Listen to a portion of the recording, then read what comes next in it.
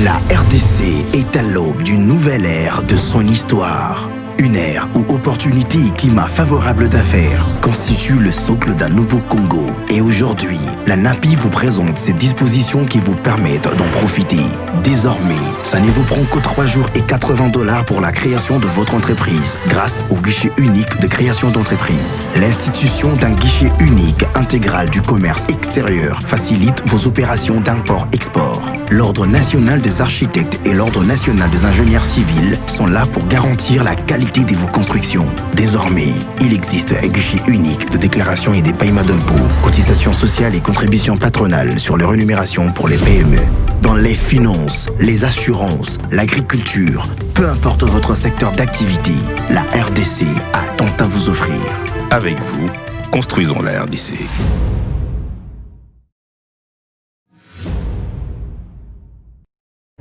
Le long du fleuve le plus puissant d'Afrique, la RDC, terre de tous les trésors.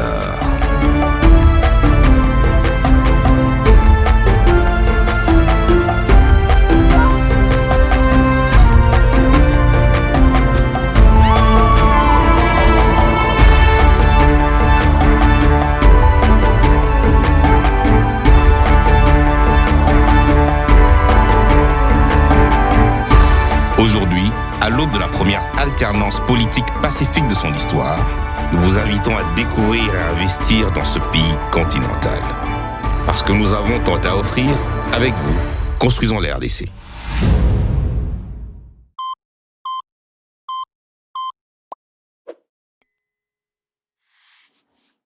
Bonjour.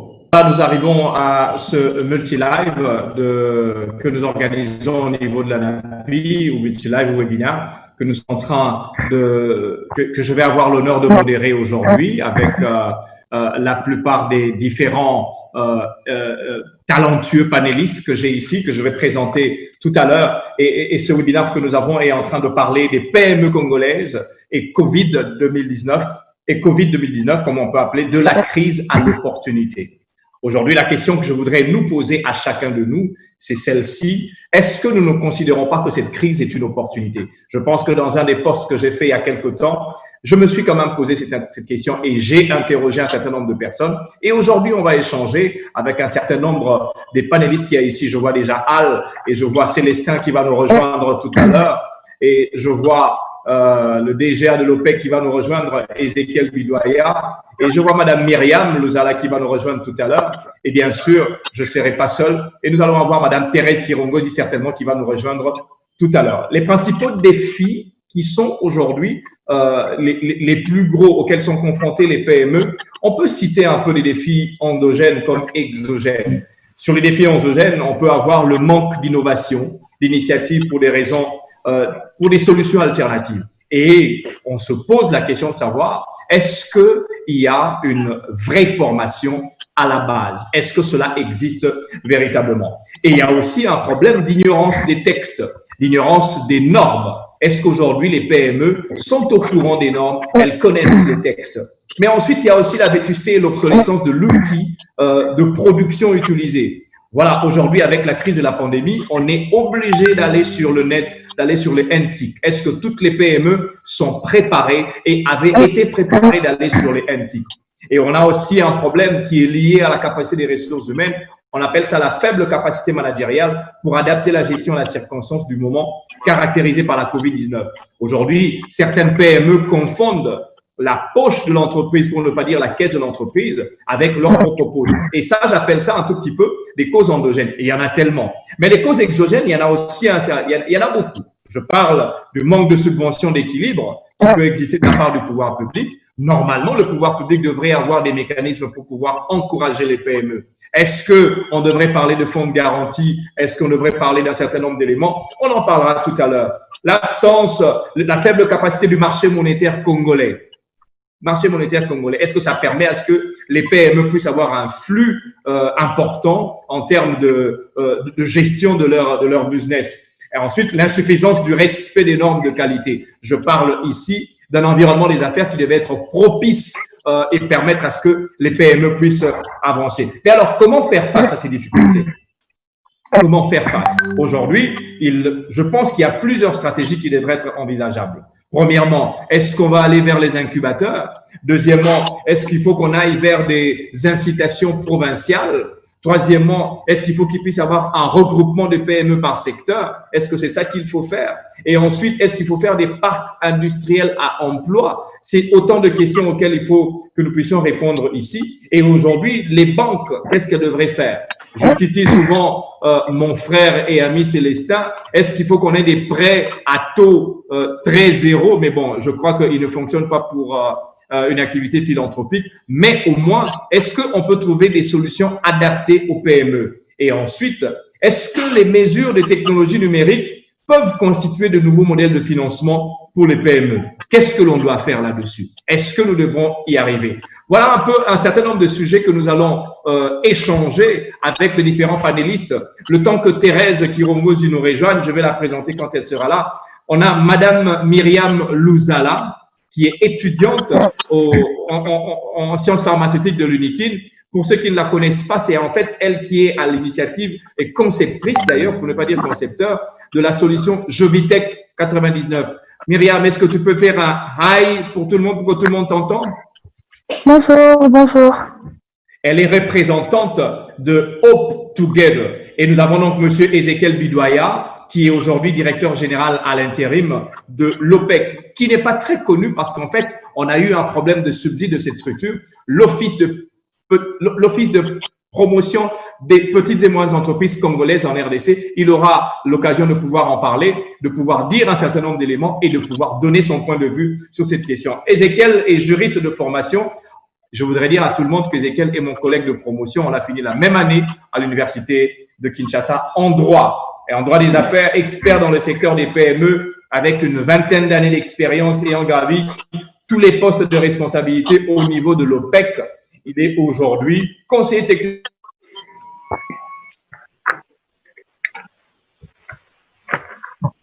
dans l'élaboration de la stratégie de développement des PME. Ezekiel, est-ce que tu peux faire hi à tout le monde? Bonjour tout le monde. Voilà, et je vais arriver maintenant à Célestin Moukeba-Moutouabou, avec qui on a commencé à un certain moment notre carrière ensemble chez PwC. Célestin, je suis toujours heureux de te revoir. Célestin a 14 ans d'expérience bancaire, je crois que c'est un peu plus, et il a occupé divers postes dans de grandes responsabilités au sein de ProCrédit Banque. Il a même commencé un tout petit peu la banque. Donc, Célestin connaît la banque de l'entrée jusqu'à ce niveau de responsabilité. Il connaît la couleur des portes, il connaît même les agents, il connaît le milieu bancaire et aujourd'hui, il brille par son leadership à ce niveau-là. En 2008, lorsqu'il a été directeur général adjoint, en 2014, il est nommé administrateur directeur général de cette banque qui deviendra Equity Bank en 2015. Pour arriver directeur général d'une banque, il faut toute une commission au niveau de la Banque centrale du Congo et il est passé par tout ce processus. Et je peux vous assurer une chose, il est donc passé avec un succès. Il est aussi président de UN Global Compact, qui est un des rares Congolais classés dans le top 100 des leaders africains du club Choiseul, comme on le connaît. Alors, Al Kitenge, Al que je ne présente plus, qui est un aîné pour moi, un aîné pour beaucoup. Il a plusieurs casquettes. Il est économiste, il est conférencier, il est beaucoup de choses dans le sport. Je ne veux pas le dire ici. Il est stratégiste et social innovator, qui est dans le serial entrepreneur business. Il est aussi coach d'entreprise. Al a une forte expérience dans beaucoup de choses. Il a une forte expérience dans le conseil en gestion. Il a une forte expérience dans la manière de présenter le business plan. Et nous aurons donc Al ici. Al, est-ce que tu peux nous faire un hi pour que tout le monde te voit? Al Kitenge, il va revenir tout à l'heure. Et Giovanni Boulansung, cofondateur de Initiative, et que nous avons ici, j'ai eu l'occasion de le rencontrer par un simple courrier. Il a déjà écrit chez nous en disant « Est-ce que nous ne pouvons pas venir vers vous pour vous présenter une solution ?» Giovanni est celui ou parmi les personnes qui aujourd'hui ont présenté la solution SafeGate, ce portail sanitaire que nous voyons dans la plupart des structures institutionnelles ici, que nous avons même installé ici. Et Giovanni, il est cofondateur de Initiative RDC. Il aura l'occasion de nous parler de son parcours tout à l'heure. Giovanni, est-ce que tu peux nous faire un hi tout à l'heure? Tout le monde. Alors, Al, je t'ai présenté tout à l'heure. Est-ce que tu peux faire un hi pour que tout le monde te voit? Voilà. Alors, Madame Thérèse vient de nous rejoindre. Madame Thérèse Kirongozi, que j'ai présentée tout à l'heure. Madame Thérèse serait mieux connue avec les robots roulage, comme on peut le dire en fait. Détentrice d'un diplôme d'ingénieur en électronique industrielle de l'Institut supérieur technique appliquée, ISTA, mieux connu ISTA. Elle a comme expérience professionnelle, elle est à la base créatrice d'entreprise. Planète J, par exemple, pour ceux qui connaissent la ville de Kinshasa, Planète J, c'est elle. Elle est spécialisée dans les domaines de divertissement, dans l'immobilier, dans la restauration, dans l'habillement, dans la production musicale et même dans les bâtiments. Aujourd'hui, elle occupe la fonction d'administrative directrice générale de la Planète J et elle emploie 198 employés sur 3 sites d'implantation. Est-ce qu'on peut applaudir pour elle? Comme ça, tout le monde va quand même savoir qu'elle est là. Madame, est-ce que vous pouvez lever simplement votre main?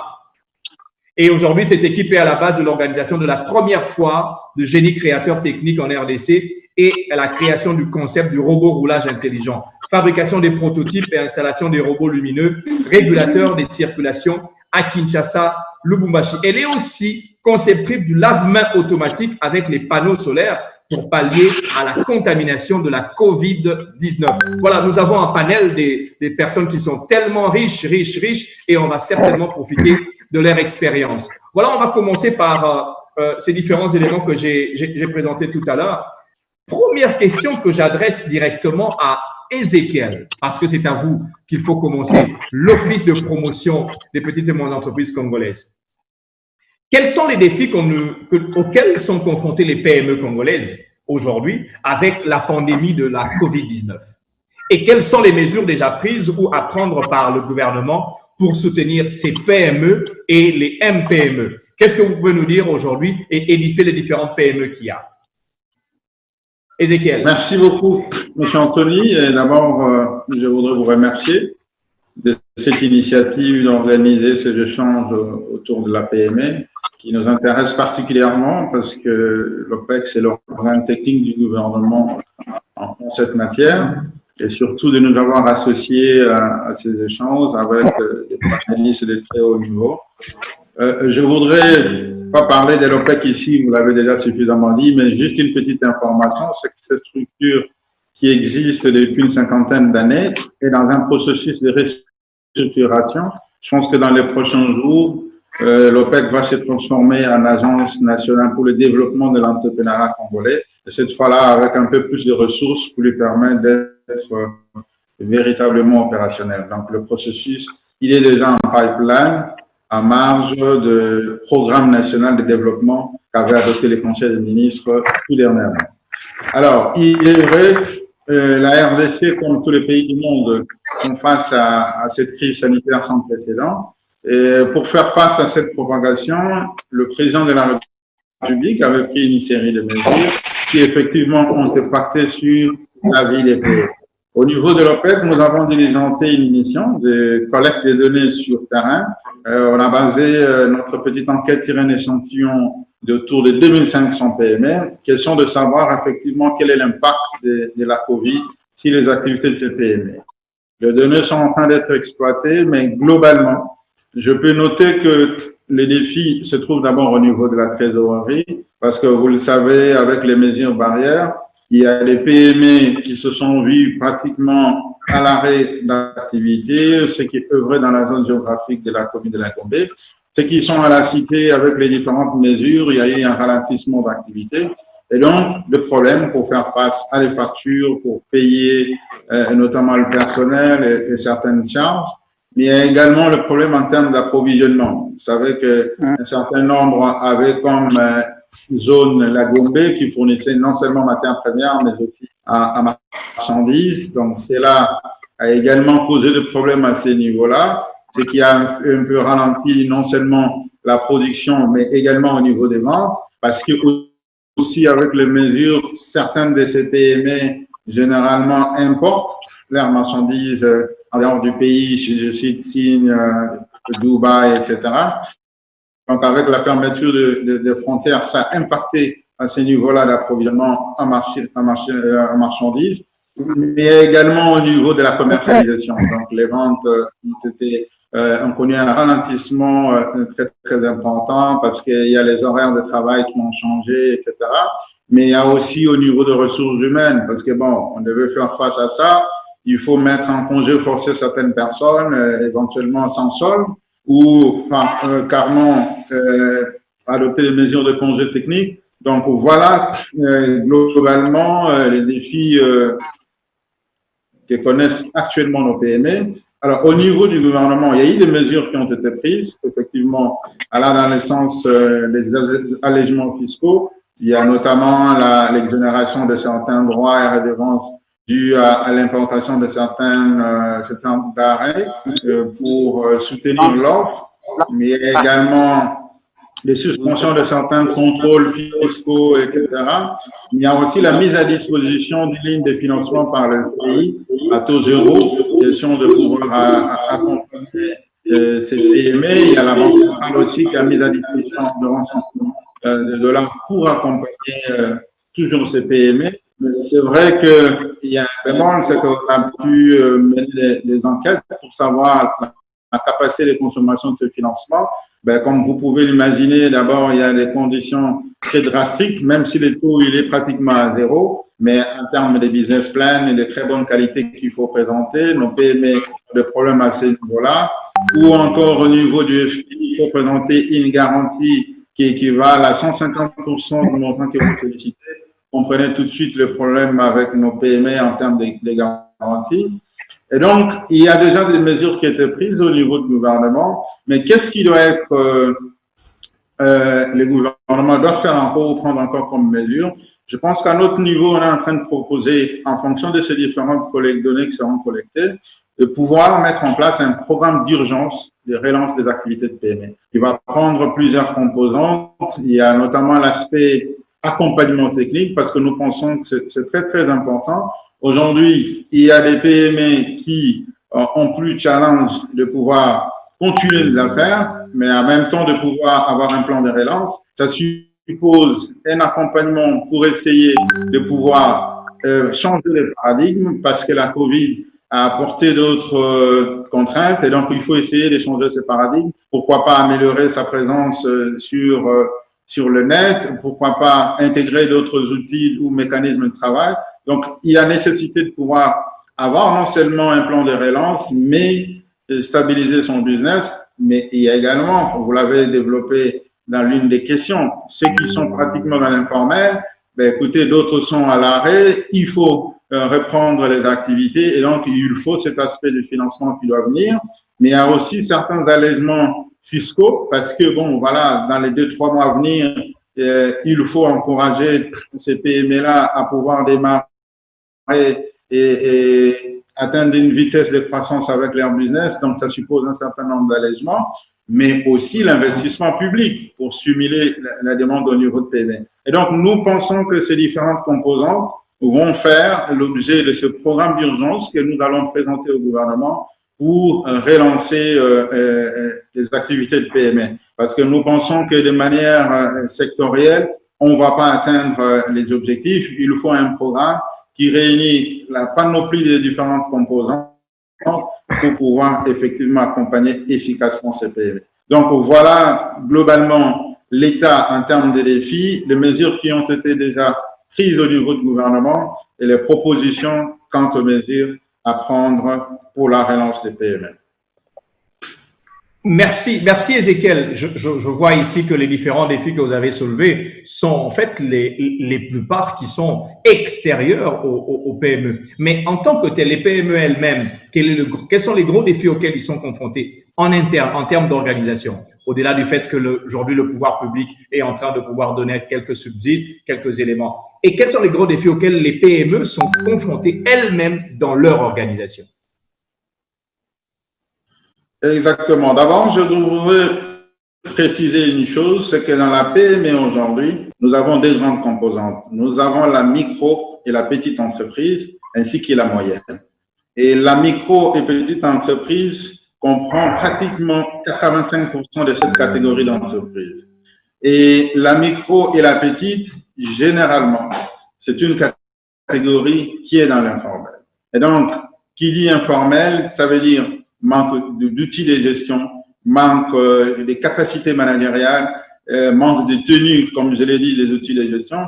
Et donc, ça, déjà à l'interne, c'est des goulots d'étranglement qui ne permettent pas aujourd'hui, comme je l'ai souligné tantôt, au-delà des financements ou des lignes de financement qui sont disponibilisées, mais ils n'ont pas les compétences nécessaires pour notamment présenter de bons business plans, parce qu'ils n'ont pas l'état financier, parce qu'ils n'ont pas de compétences, ils n'ont pas une certaine historique. Et donc, ça constitue des goulots d'étranglement pour bénéficier de ces financements qui sont disponibilisés, même si, voilà, comme je l'ai dit, les taux, il est à 0, mais encore faudra-t-il présenter un certain nombre de garanties. Donc, déjà, de manière endogène, nos PME, sinon la plus grande partie qui est constituée de micro et petites, ont des problèmes liés à la tenue des outils de gestion, etc. Je sais qu'à une des réunions où j'ai participé d'Equity, ils avaient démontré qu'on avait un portefeuille crédit assez fourni, mais c'est pratiquement la moitié qui a été consommée. Tout simplement parce qu'effectivement, ces micro-petites entreprises qui constituent l'essentiel de cette catégorie ont des problèmes endogènes que je viens d'évoquer, notamment en termes de gestion et de capacité managériale. Mais bon, au-delà de ça, pour les moyennes, c'est vrai qu'ici, ils tiennent déjà de la comptabilité, etc. Mais aujourd'hui, avec la COVID, il est plus qu'important de pouvoir changer de paradigme parce que nous avons vu qu'il faut utiliser les nouveaux outils, notamment les NTIC, pour pouvoir être changés en termes de plan de relance. Il y a nécessité, pourquoi pas aujourd'hui, d'avoir une présence un peu plus accrue sur le net pour non seulement présenter ces différents services, mais également le produit qu'on offre. Donc ça, c'est des choses en interne qui nécessitent un accompagnement technique. C'est ainsi que dans la perspective de ce programme d'urgence, on envisage une composante essentielle pour l'aspect accompagnement et encadrement. Parce qu'on estime que non seulement au niveau de l'OPEC, mais avec le réseau de structures d'accompagnement des CPME, notamment avec M. Hall, les coach business, etc. Donc, il y a un grand travail de fond qui doit être fait de manière à ce que, à combler ces vides qui se remarquent au niveau interne des CPME pour le permettre de pouvoir faire face aux autres raisons, notamment endogènes, et faire face à différentes possibilités que le gouvernement peut mettre à leur disposition pour les accompagner à se relancer. Merci beaucoup, Ezekiel. Ça, c'est le côté institutionnel. Maintenant, on va passer aux entrepreneurs qui sont là. À vous, les entrepreneurs, quel est aujourd'hui, par rapport à ces difficultés économiques que provoque cette crise, quel est le soutien que vous attendez du gouvernement? Et quelles sont ces difficultés auxquelles vous avez fait face? Est-ce que, Madame Thérèse Kirongozi, vous pouvez nous dire quelque chose? Qu'est-ce que vous attendez du gouvernement? Et quelles sont les difficultés auxquelles vous faites face? Monsieur Anthony, je profite de l'occasion d'abord de vous remercier pour cette initiative aussi louable et de saluer aussi tous les panélistes qui sont là. Je vis parmi tant d'autres, vous-même d'abord, et puis je vis M. Alkiteng, que je considère comme un modèle de coach ici. Et pour nous, nous savons que les défis à relever, si je peux dire, comme le prédécesseur tout à l'heure vient de dire, c'est de part et d'autre. On a beaucoup de défis à relever. Mais ce que nous attendons de la part de notre gouvernement, c'est plus l'encouragement. Et de voir comment ils peuvent arriver à nous accompagner. Comme vous venez de dire tout à l'heure, parce que personne, que ce soit dans notre pays ou dans tous les pays du monde, personne ne s'est préparé pour qu'on arrivera à voir cette pandémie et ça va mettre tout dans le chaos. Donc, étant donné que c'était une surprise pour tout le monde, et donc nous devons faire face à cela, pas à croiser les bras, mais néanmoins en cherchant des solutions et surtout plus dans l'accompagnement. Dans l'accompagnement, c'est la chose la plus capitale. Et je vois, le DG de l'OPEC vient de parler une chose très capitale par rapport les PME sont dans les secteurs informels. Et surtout, c'est ça qui fait le frein quand je parle de ça au niveau général de PME et qui va faire beaucoup de freins. Et je vous dis, il y aura de PME qui vont plus jamais se relever. Or qu'aujourd'hui, nous savons que la plupart, si je peux dire, là où on a plus de personnes, parce que si vous mettez Women's Technology et Planète J, nous avons à peu près 180 personnes. Vous prenez toutes les entreprises de PME privées et c'est là où se regorge plus les travail, si je peux dire les travailleurs. Mais si on arrive, on est déjà dans un pays où on sait que le taux de chômage est très élevé et si nous ne voulons pas avoir encore le pire par rapport au taux de chômage, vraiment, nous supplions à l'État congolais de prendre cette chose vraiment au sérieux et puis de chercher le mécanisme d'accompagnement. Et je sais qu'il y a beaucoup d'experts dans ce domaine et qui va plus chercher à booster ou donner un peu d'équilibre par rapport aux PME nationaux. Merci beaucoup, Madame Thérèse. Je vois qu'il s'agit là vraiment d'un œil d'un entrepreneur, d'une femme de terrain. Je vais avoir l'avis de quelqu'un d'autre. Je vais demander à Monsieur Giovanni. Monsieur Giovanni, qu'est-ce que vous attendez du gouvernement et quels sont les défis, surtout vous, en fait, Safegate, vous pénétrez à peine le marché. Vous êtes en train de goûter aujourd'hui à ce contact, je veux dire, en corps à corps avec les entreprises publiques et même les entreprises privées. Quels sont les défis que vous avez et qu'est-ce que vous attendez du gouvernement? Alors, premièrement, oui, comme vous le dites, M. Anthony, Safegate, donc Initiative Industrie, est née en fait au sein de ce marasme économique qu'a produit en fait la pandémie du Covid-19. Et lorsque la pandémie a atteint une certaine ampleur, l'une des premières questions que nous avons posées était de savoir comment nous pouvons faire notre part dans la recherche de solutions globales, au niveau national notamment. Et en tant qu'organisation, donc Initiative RDC, axée sur le développement et la recherche de solutions, notamment frugales, on a décidé d'explorer l'ensemble des recherches et des hypothèses pour les rendre matérielles et les faire ici au niveau de la RDC. Et nous avons été guidés par cet objectif qui est de répondre à l'urgence sanitaire actuelle, donc notamment en développant le portique de désinfection Safegate pour lutter contre la propagation du Covid, mais d'autre part en réfléchissant en mettant en place un business qui puisse être générateur de valeur et de profit notamment sur le long terme, même la crise passée. Donc, on a saisi un peu cette opportunité au sein de ce marasme économique que produit le Covid-19. Et cela nous a conduit en fait à produire le portique Safegate. Et on n'a pas eu de défi, on va dire, économique en tant que tel, car notre activité, en fait, est nourrie notamment du Covid-19, on va dire, dans la situation actuelle, car il faut répondre aujourd'hui, actuellement, dans l'urgence, mais il faut également préparer le monde à vivre avec au quotidien le Covid. Donc, c'est pas tant un problème économique, mais on va dire que c'est un problème d'approvisionnement, on va dire. Car dans notre innovation, nous avons une phase de recherche et développement. Donc, rechercher les pièces, les outils, les bons tuyaux, les bons éléments qui puissent être adaptés notamment à notre solution que nous proposons, donc le portique. Et cette recherche et développement s'est déroulée notamment en temps de confinement. Donc, tous les magasins, la plupart des magasins, des quincailleries et tous les shops auxquels nous devions nous tourner étaient fermés. Donc, on a dû faire cette recherche et développement dans ce marasme où tous les magasins étaient fermés et on a dû s'adapter, innover, se réinventer, donc trouver des solutions et des débouchés, et ça a été notre plus gros problème notamment. C'était ce problème de supply chain manager, donc de se fournir en pièces stratégiques et en pièces adéquates pour la production de nos portiques. Aujourd'hui, ce problème est derrière nous car avec la libéralisation et la fin du confinement, notamment de la Goumbé, on a accès à ces produits-là sous une certaine quantité. Et le deuxième point, notamment du point de vue du gouvernement, c'est que lorsque l'on a des innovations et des solutions qui sont faites, comme c'est le cas du Safegate notamment, qui sont faites par des jeunes entrepreneurs, des jeunes innovateurs congolais, la seule chose que nous demandons, au-delà des subventions, car ce n'est même pas ce que nous souhaitons avant tout, c'est de pouvoir travailler et avoir des marchés, notamment avec l'État. Car l'on sait qu'il y a nécessité de rouvrir des universités, de rouvrir les écoles, ou même de préparer la rentrée de septembre. Donc, nous, notre objectif, en tout cas notre volonté, c'est de pouvoir travailler avec ces institutions-là, notamment étatiques, pour produire les portiques de désinfection et les placer devant les lieux stratégiques notamment. Donc, vous l'avez bien dit lors de la présentation, on travaille déjà avec énormément d'institutions publiques notamment, qui nous font confiance, car on a su se faire notre place sur ce secteur-là.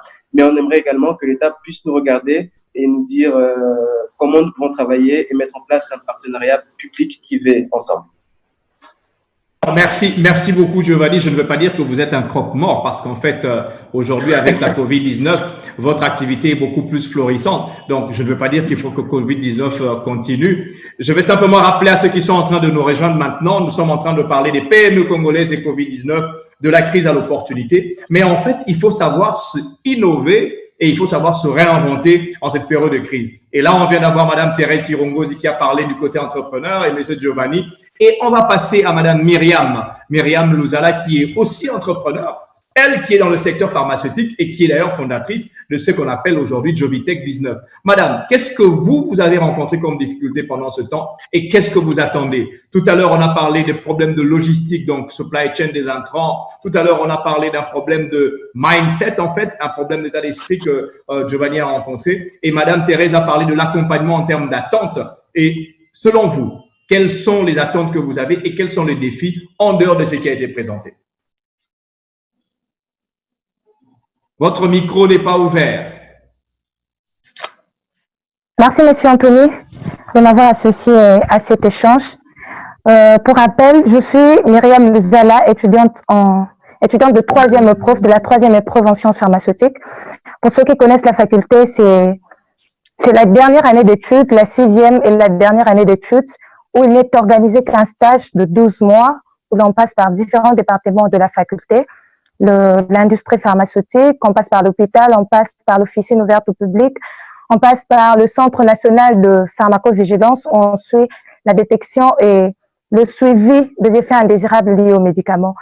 Alors, moi, la COVID-19 a été une opportunité pour moi, parce que je suis étudiante, mais comment je suis devenue entrepreneur? J'étais en train de voir avec les amis toutes les solutions hydroalcooliques qui se présentaient dans notre pays. Et quand je le vois, je suis en train de concilier tout ce que j'ai reçu à la faculté comme cours magistraux. J'étais en train de voir et je me dis non, ça ne va pas.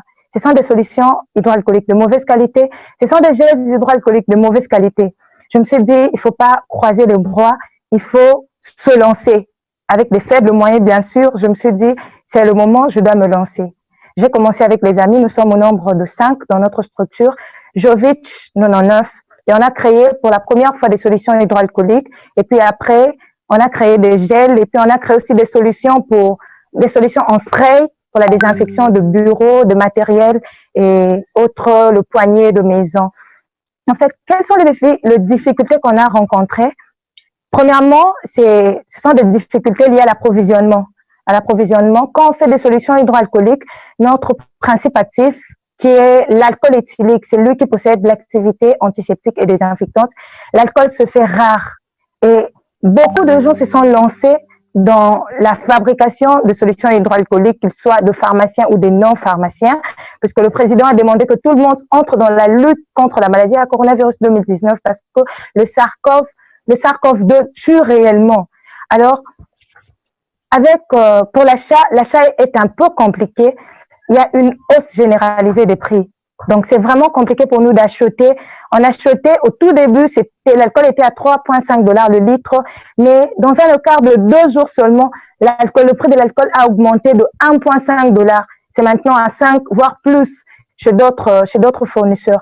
Ça a été vraiment compliqué pour nous. À part l'achat de matières premières, il y a eu aussi des difficultés dans l'achat des conditionnements. Et quand je parle de conditionnement, je vois les flacons qu'on utilise pour placer nos solutions hydroalcooliques. On s'est fait que nous sommes des petits. Je suis une jeune pousse, je viens à peine de naître. Et il y a eu déjà de grandes industries qui ont commencé bien avant nous. Je prends par exemple l'industrie qui fabrique 22. Je prends Angels Cosmetics. Ce sont de grandes industries. Quand ils vont pour acheter ce flacon, ils donnent de commandes de plus de 10 000, voire 20 000 ou plus flacons. Et moi, je viens avec la commande de 400, 5 000. En tout cas, c'est en dessin. Et tous ces fournisseurs préfèrent servir le gros poisson, comme moi j'aime les appeler. Ils sont gros par rapport à nous. Ils préfèrent plus les servir que nous. Et du coup, on a des difficultés de donner des produits à la clientèle. Il y a aussi les difficultés dans la vente. Bien sûr, beaucoup de gens se sont intégrés dans la fabrication et c'est vraiment une concurrence. On ne sait pas comment est-ce qu'on va gagner, comment est-ce qu'on va gagner le marché. Mais en fait, on a su créer de nouvelles stratégies de vente. Par exemple, on est arrivé à faire la personnalisation de nos flacons. Ça veut dire, je prends un exemple, j'ai par exemple l'alcool dénaturé. L'alcool dénaturé, si c'était plus proche, vous allez voir que c'est écrit pharmacie du Vélodrome. La pharmacie du Vélodrome, c'est sur Vélodrome, près du stade, pharmacie du Vélodrome. Donc, quand je fais l'alcool dénaturé, c'est spécialement pour cette pharmacie que je le fais. De même, quand je fais aussi cet alcool dénaturé pour la désinfection des sprays, c'est aussi pour la pharmacie du Vélodrome. Et du coup, ça intéresse plus la clientèle. Donc, nos distributeurs sont heureux de voir que leur pharmacie, le nom de leur pharmacie figure sur notre flacon. Et du coup, on gagne la clientèle. Deuxièmement, nous sommes aussi allés faire analyser nos produits pour donner plus de valeur à nos produits. On s'est dit, nous sommes allés au Lafaki, c'est un laboratoire pharmaceutique, c'est le laboratoire pharmaceutique de Kinshasa. On a analysé nos produits pour voir en fait le degré alcoolique de l'alcool, parce que l'OMS recommande que l'alcool dilué avec d'autres excipients tels que la glycérine pour la désinfection de mains soit ait un degré alcoolique entre 80 plus ou moins 5. Et nous sommes allés au Lafaki pour faire analyser nos produits de façon que quand on va chez les distributeurs, on leur montre que nos produits sont de qualité. J'ai avec moi aussi le résultat d'analyse de la FACI qui certifie que le lot qu'on a produit en premier était très conforme. Alors, puisqu'on achète l'alcool chez divers fournisseurs, on ne sait pas, ils n'ont même pas d'alcomètre pour mesurer ce taux. Mais nous, on a acheté l'alcomètre pour vérifier et on est allé aussi faire analyser dans d'autres laboratoires pour confirmer que nos produits sont de qualité. Voilà, au fait, les difficultés qu'on a rencontrées, comment on a pallié à ces difficultés. Au gouvernement, c'est un appel de fonds. Nous sommes une jeune pousse. On a besoin de financement. On a vraiment besoin de financement. C'est compliqué pour nous. On ne sait pas où toquer. On se dit qu'on a personne qui peut nous aider. On se dit que pour aller de l'autre côté, pour demander le fonds, il faut avoir quelqu'un qui puisse t'aider. Or, nous, on n'a pas ce moyen parce que nous sommes étudiants, nous sommes vraiment dans l'informel. On ne connaît pas déjà le secteur, on s'est juste investi pour aider la population. Donc, on a vraiment besoin du soutien du gouvernement puisque, en tête, on a encore beaucoup d'idées. Moi, dans mon secteur, je peux faire beaucoup de choses, mais puisque je n'ai pas de soutien, je ne peux pas me lancer. J'ai été aussi panéliste dans un webinaire il y a 2 jours passés sur les nanoparticules et les enjeux et les défis des nanoparticules dans la prise en charge de la maladie à coronavirus 2019. Alors, avec les nanoparticules, ce sont des tout petites particules qu'on peut diriger contre un virus, contre un agent infectieux quelconque, qu'on peut cibler au lieu d'amener le médicament dans le sang pour qu'il soit distribué dans plusieurs organismes. Avec les nanoparticules, on peut distribuer directement le médicament contre la cellule qui est infectée, contre l'agent infectieux. Mais pour mettre en place les nanoparticules, il faut avoir beaucoup d'argent. Nous, on n'en a pas. On ne sait pas se lancer. En tout cas, on est en train de réfléchir sur beaucoup de choses, mais ce sont le financement qui nous manque. Alors, si le gouvernement peut nous aider de ce côté, le financement pour les actifs, on n'a pas de matériel, nos labos ne sont pas bien achalandés, c'est un peu compliqué pour offrir des services de qualité. Voilà ce qui nous arrive. Le nerf de la guerre, la question de financement. Célestin, on va tourner vers toi. On pose la question de savoir est-ce qu'il faut donner de l'argent et on demande à l'État congolais de pouvoir intervenir. Je vois quelques questions qui sont posées, notamment à Ézéchiel. Je vais revenir sur la question, mais une question à Madame Myriam Louzala. Lorsque vous avez commencé votre activité, est-ce que vous avez fait un business plan? Est-ce que vous saviez ce à quoi vous vous attendiez? Parce que j'ai noté ici, vous avez un problème de conditionnement, un problème de supply chain, un problème aussi je vais appeler ça comme ça, de force de vente ou bien de route to market par rapport à votre produit. Est-ce que, dès le départ, avant que vous le mettiez en place, vous avez pu réfléchir sur cette question? Vous aurez toujours en face de vous des gros poissons, comme vous les avez appelés. Vous aurez toujours en face de vous une concurrence probablement loyale, mais beaucoup plus féroce et peut-être aussi déloyale et encore beaucoup plus féroce. Est-ce que vous avez un business plan? Est-ce que vous avez un projet, un programme que vous avez bâti? Oui, évidemment, on a fait un business plan au début et on l'a présenté à divers entrepreneurs, de grands entrepreneurs de la République. Ce sont plus de, comment je peux les appeler? Ils ont été motivés de nous aider, mais par la suite, j'ai vu que ce sont tués d'eux-mêmes. Donc, on a continué à vivre, on a continué nous-mêmes, seuls, sans l'aide de quelqu'un. Mais on a un business plan. Je crois que Al va rebondir sur cette question et il va peut-être aller sur la même chose. Célestin, on est en train de parler des questions d'argent. Aujourd'hui, quelles facilités les banques et les institutions financières peuvent-elles mettre en place pour soutenir les PME face à l'impact de la pandémie sur leurs activités. Qu'est-ce que vous, en tant que directeur général d'une banque, mais aussi l'expérience en tant que banquier, et vous êtes quelqu'un de très, très bonne qualité, et quelles sont les limites des schémas de financement actuellement mis en place? Parce que nous en avons quand même avec le FPI, nous en avons quand même avec la Banque centrale, on en a quand même avec un certain nombre d'éléments qui sont… Mais quelles sont les limites qui existent à ces schémas qui existent? Célestin, je vous en prie, qu'est-ce que vous pouvez nous dire là-dessus? Okay, très bien, merci beaucoup Anthony de nous avoir associés à ces panels. Et surtout, je suis très flatté de voir beaucoup d'entrepreneurs autour de la table pour exposer leurs différents défis. Ça me fait grand plaisir et je souris d'ailleurs.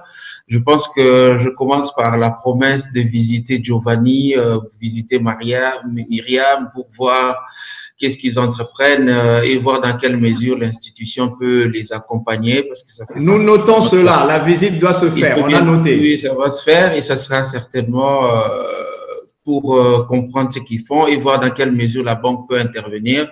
Je crois que ça fait partie déjà de notre plan d'action pour accompagner les PME, surtout en cette période de la pandémie, de la Covid qui secoue le monde et notre pays en particulier.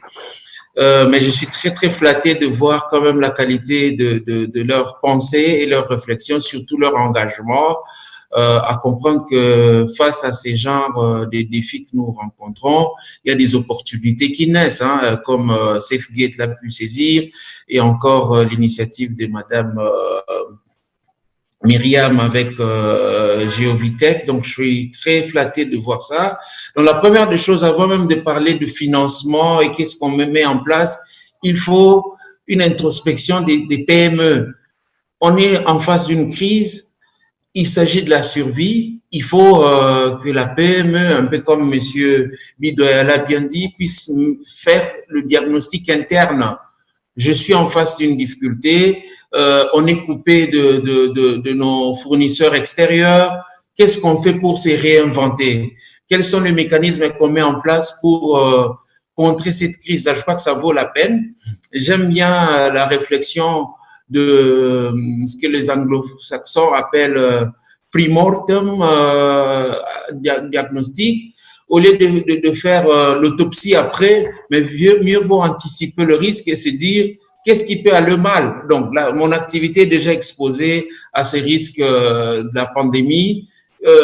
Quelles sont les dispositions que je prends à l'interne? J'ai entendu Madame Kirongoziki évoquer peut-être la possibilité de revoir les effectifs. Qu'est-ce que l'État peut faire pour accompagner? Si on n'a pas l'accompagnement du gouvernement, qu'est-ce qu'on fait en interne? Je crois que cette introspection-là est nécessaire pour chaque petite et moyenne entreprise et de voir comment affronter cette crise. La deuxième dimension que j'apporterai, c'est maintenant en tant qu'institution financière, qu'est-ce qu'on fait? J'ai cru comprendre que beaucoup d'intervenants ont soulevé le besoin de la liquidité ou de la trésorerie. Oui, en réalité, il y a besoin de la trésorerie. Donc, le financement du bas de bilan, c'est une nécessité pour beaucoup d'entrepreneurs. Même comme Madame Myriam l'a dit tout à l'heure, elle a besoin de fonds, elle a besoin de financement. Donc, il y a un besoin réel pour cela. Je distingue quand même les PME qui ont des engagements avec les banques, qui ont déjà des financements qui existent, qui sont en train de repayer. Donc, eux auront une double pression parce qu'ils ne vendent pas, ils ne commercialisent pas de produits, leur activité est down ou par terre, mais il faut quand même honorer les engagements vis-à-vis des banques. Donc, ça, c'est la première difficulté que les PME vont rencontrer. Mais les banques ont consenti ou doivent consentir à accompagner leurs clients pendant cette période difficile. L'accompagnement peut résulter à la mise en place de ce que nous appelons moratoire. Donc, on épargne le client de payer pendant toute cette période et nous, on est très, très flexible au niveau de l'institution. On peut aller jusqu'à 1 année, 2 ans, 3 ans, où on donne carrément un moratoire à cette PME de dire que ce que tu mobilises maintenant, réinjecte dans ton activité, essaie de survivre, donc ne te préoccupe pas de repayer le crédit si tu es en difficulté. Donc, ça, c'est des réponses que les institutions financières peuvent mettre à la disposition de leur clientèle. Il y a le système le moratoire qui peut être partiel ou total. On peut aussi aller dans le financement.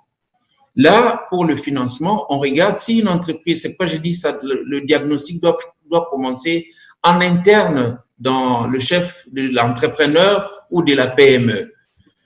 L'entrepreneur, après avoir fait son diagnostic et identifie que voilà, moi je peux me lancer dans tel secteur qui est porteur pour le moment. Donc, cette PME-là entre dans l'éligibilité des institutions. Comme vous le savez bien, dans chaque crise, il y a toujours des opportunités qui naissent aussi, un peu comme pour SafeGate et pour les autres, que ce soit dans les domaines alimentaires. Il y a aujourd'hui des activités qui tournent et qui tourneront mieux à cause de cette crise ici.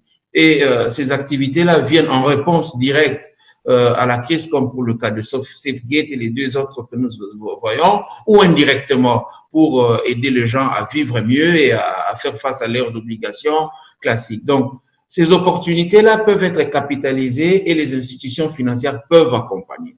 Donc, nous sommes prêts d'accompagner ces genres de structures. Je peux te donner un petit chiffre simplement pour te dire, par exemple, nous, en tant qu'institution bancaire, si je vais parler pour Equity, nous avons pu accompagner les PME, surtout qui ont des financements chez nous, en leur donnant des moratoires ou des délais de grâce jusqu'à hauteur de 100 millions de dollars. Donc, toutes les PME réunies, on a dispensé près de 100 millions de dollars qu'ils ne puissent pas nous repayer et ils peuvent repayer ça plus tard. Donc, ce sont des mesures d'accompagnement réellement pour soutenir ces petites et moyennes entreprises. En ce qui concerne le financement, ça c'est le deuxième volet. Ceux qui ont besoin de financement, si l'activité tourne bien, le but est bien connu, il y a un débouché, il y a un marché, bien sûr que l'institution peut venir, nous, en tant que banque, on peut venir booster cette activité-là. Le point le plus important, c'est qu'il y a peu de gens qui osent entreprendre. Je crois que les vrais entrepreneurs, ce sont les preneurs de risques, ceux qui osent. Et je crois qu'on a l'exemple de mes deux jeunes frères ici, ou de mes frères qui sont là, prouve à suffisance que si les gens sont déterminés, ils peuvent oser. Oser, c'est l'étape plus difficile. Il y a beaucoup de gens qui disent, moi j'ai plein d'idées, mais au final, il faut commencer quelque part. Donc Myriam, je t'encourage. Je pense que le fonds viennent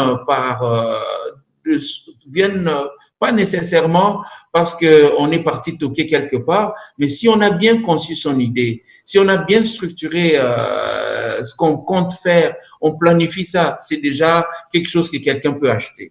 Donc, pour moi, déjà, en vous écoutant, je suis preneur de votre initiative. Je pense qu'en tant qu'institution, on peut accompagner. Donc, en gros, j'allais dire, c'est un peu ça, ce que les banques, les institutions financières peuvent faire. Et si je vais réchuter par la dernière intervention pour dire, évaluons un peu l'efficacité de ce qui est mis en place, il y a quand même des limites en termes d'outils ou de structures de financement qui sont disponibles dans le pays.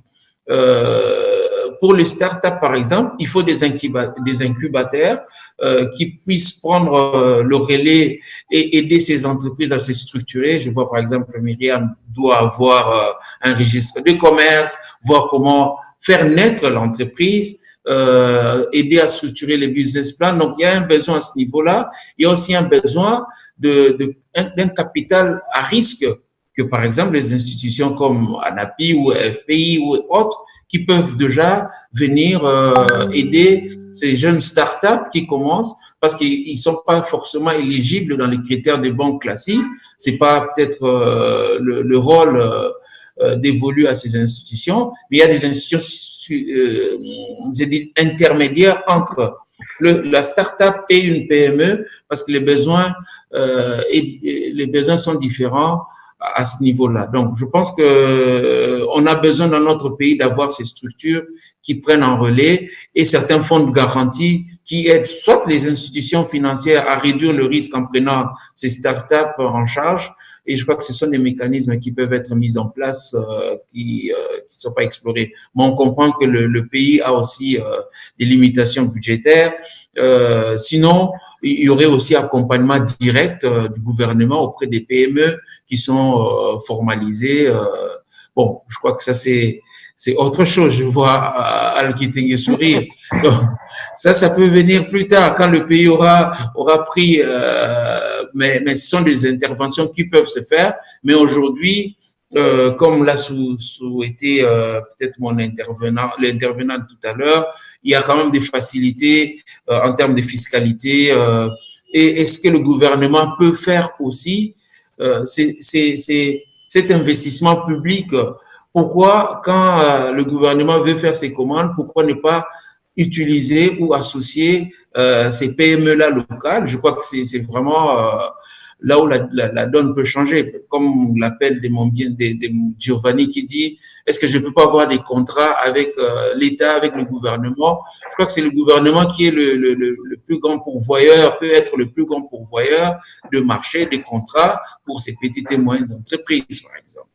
Donc, voilà en gros ce que je peux dire en ce qui concerne l'intervention des institutions financières. Et aujourd'hui, on peut dire pour les activités qui sont viables, qui portent les institutions bancaires, nous, en l'occurrence, nous pouvons financer sans problème. Et je promets à mes deux startups ou PME qui sont là, on va les visiter, on va essayer d'accompagner leur développement et voir ce qu'on peut faire. C'est la promesse du directeur général qui est en train d'être dite, enregistrée. Et je vous rappelle, et c'est enregistré, nous allons même écrire Giovanni, Myriam et même certaines PME qui sont comme des participants ici. Saisissez la balle au bon, pourquoi pas, venez à l'ANAPI, venez au niveau de l'OPEC, venez au niveau de Procrédit. Certainement que vous pouvez avoir un accompagnement. Equity Bank, voilà. Alors, moi, j'ai noté quand même un certain nombre d'éléments qui sont assez prenants. Vous avez donné des facilités pour le repaiement de certains crédits. Donc, vous avez donné soit partiel, soit total. Et j'ai compris que vous avez carrément mis, entre guillemets, 100 millions de dollars qui peuvent être repayés un peu plus tard. Je précise ici que vous n'avez pas donné l'argent. Vous avez simplement fait en sorte que le repaiement se fasse un peu plus tard et vous avez chiffré ça à 100 millions de dollars. Et aujourd'hui, vous avez posé une bonne question. Qui ose entreprendre? En fait, est-ce qu'on a vraiment des vrais entrepreneurs? Est-ce qu'on a des risk takers qui existent? Est-ce que tous ceux qui sont en train d'entreprendre ici ont la notion, la gestion entrepreneuriale dans le sang? Et vous avez parlé ici de ce que nous pouvons avoir. Un élément que vous avez soulevé tout à l'heure en disant il faut faire un diagnostic. Lorsque nous avons un coup, lorsque nous avons un choc, il faut faire un diagnostic. Je vais citer ici Asafo, c'est lui qui a chanté Premier Garou, il a dit ceci. Lorsque l'on est en train de suivre un décalage, lorsqu'on est décalé, il faut savoir se positionner. Et aujourd'hui, le choc est en train de nous montrer qu'on est un tout petit peu décalé. Il faut savoir se positionner. Il faut savoir dans quelle orbite se mettre. Et donc, on a Seth Gate et on a Myriam Nouzala qui est là-dessus. Mais une question, Célestin, est-ce qu'on peut avoir des prêts avec des faibles taux? Les DAT peuvent-ils avoir des taux qui soient meilleurs, les meilleurs offres? Est-ce que c'est possible? Juste une question pour titiller rapidement. Bon, oui, je pense que c'est quand même important de savoir les rôles des institutions financières, hein, parce que beaucoup ne semblent méconnaître un peu ce rôle-là. Nous, on est que des facilitateurs, des intermédiaires financiers. On fait l'intermédiation financière. Nous mobilisons l'épargne des personnels, de ménages qui ont la capacité d'épargner et nous le redonnons sous forme de crédit. C'est cette facilitation-là que nous sommes en train de faire. Donc, d'une part, aujourd'hui, les taux sont en train de baisser à l'international. On ne peut pas prétendre augmenter les taux de rémunération des DAT alors que on ne sait même pas où placer cet argent-là parce que l'activité est en recul, l'activité économique en soi est en recul. Mais ce qui peut alléger, ce qui peut aider à réduire le taux d'intérêt, c'est quand le risque est faible. Comment dérisquer l'activité de financement? Ça, on a besoin d'accompagnement, comme je dis, s'il y a des garanties, par exemple, des fonds de garantie, dans d'autres pays, il y en a, et c'est pas un secret, dans d'autres pays, le PME, les institutions financières, les institutions bancaires ont des fonds de garantie qui sont mis à leur disposition pour accompagner les PME. Donc, c'est-à-dire, il y a partage de risques à un certain niveau, et dans ce contexte-là, on comprend pourquoi les taux peuvent baisser. Mais si jamais, moi, je dois donner du crédit, en mobilisant la ressource locale, comme vous parlez des DAT, qui coûtent très cher, c'est quand même difficile de voir aussi comment répercuter ça de l'autre côté. Et malheureusement, notre économie est fortement dollarisée. Donc, ça veut dire la Banque centrale n'a pas un levier important à jouer sur le taux d'intérêt. Mais je vois que nous, il y a 2 ou 3 ans, on a réduit nos taux substantiellement.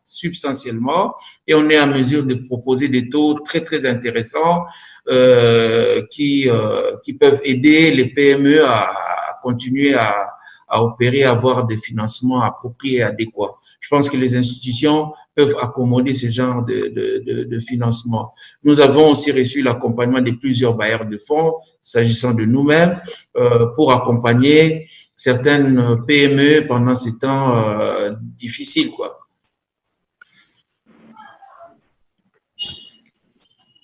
Moi, je comprends que Célestin est en train de protéger la fonction. On parlera peut-être de la Banque centrale tout à l'heure, mais je comprends aussi qu'il y a le flux qui est parti. Il nous reste 30 minutes. Je vais courir assez rapidement. Alors, Al, parce que il s'agit de vous en tant que stratégiste, lobbyiste, coach, conseiller en gestion, l'expérience de terrain. J'ai suivi les différentes tribunes que vous avez. On a entendu les entrepreneurs. On a entendu tout à l'heure l'institution publique. On a entendu un banquier. Quel est pour vous, Al, au regard de l'évolution de la crise, quels sont d'après vous les éléments essentiels à prioriser par les PME pour assurer leur survie? Vous avez entendu un peu la question que j'ai posée à Myriam et vous avez suivi ce que Célestin a dit et certainement qu'Ézéchiel reviendra sur la question de fonds de garantie. Al, qu'est-ce que vous pouvez nous dire? Quels sont les facteurs déterminants pour minimiser l'impact financier, humain et opérationnel? Al, à vous. Bravo. Et comme je l'ai dit avant, il faudra en faire beaucoup et c'est une très très bonne chose de pouvoir donner un plateau aussi riche qui part des gens expérimentés comme M. Bidoya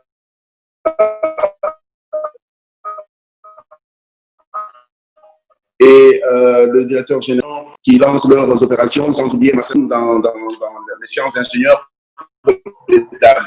Et je pense que avant même de regarder l'impact financier et social, nous devrions être en mesure de regarder l'impact humain. Nous sommes dans une crise essentiellement sanitaire qui a finalement des impacts majeurs sur les questions économiques et sociales et c'est là-bas que ça nous touche. Moi, je voudrais, avant de pouvoir donner un point de vue sur les techniques qu'il faut mettre en place pour être en mesure de survivre et probablement prospérer après la crise,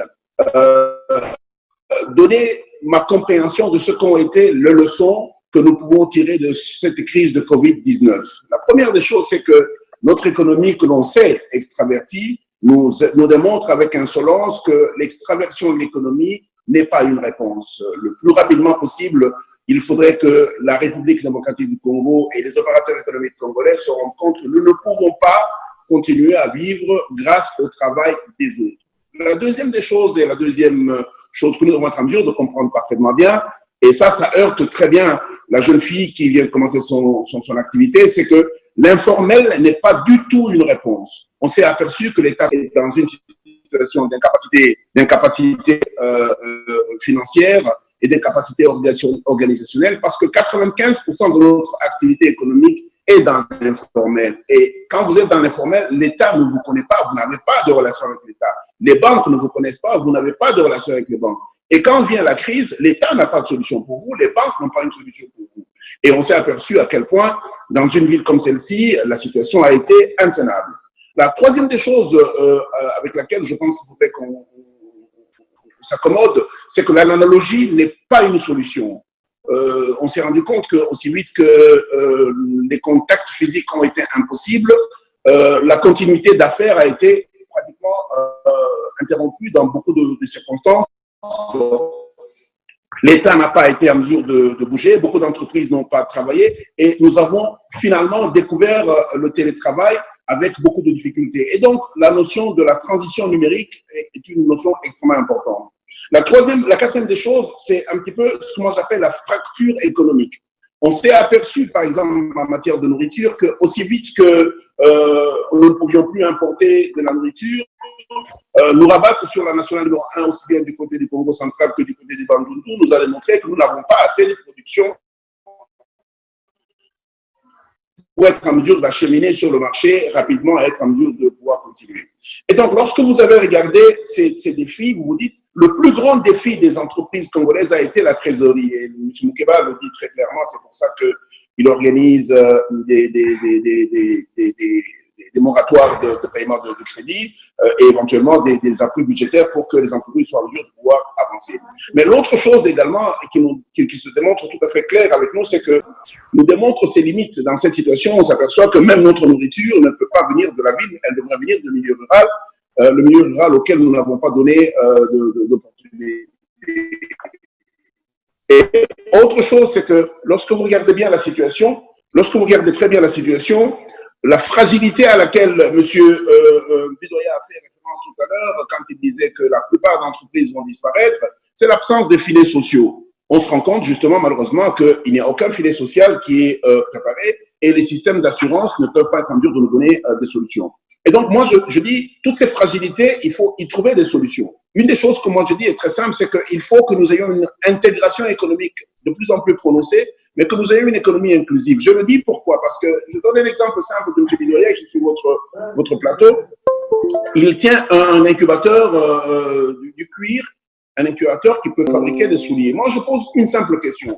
Si nous mettons la police et l'armée et nous disons tous les souliers des policiers, tous les souliers de l'armée vont être produits par l'OPEC et les différentes infrastructures qui peuvent être mises à sa disposition, nous sommes là sur un marché qui dépasse les 100 millions de dollars par année. Si vous mettez, vous triplez le montant en disant les citoyens congolais peuvent également acheter des souliers qui viennent de là, nous sommes sur un marché qui dépasse les 400 millions de dollars sur l'année. Et ça peut avoir une grosse différence parce que si nous avons autant de souliers à fabriquer, nous devrons donc avoir des pots pour être en mesure de faire des souliers, donc nous devrons faire du bétail.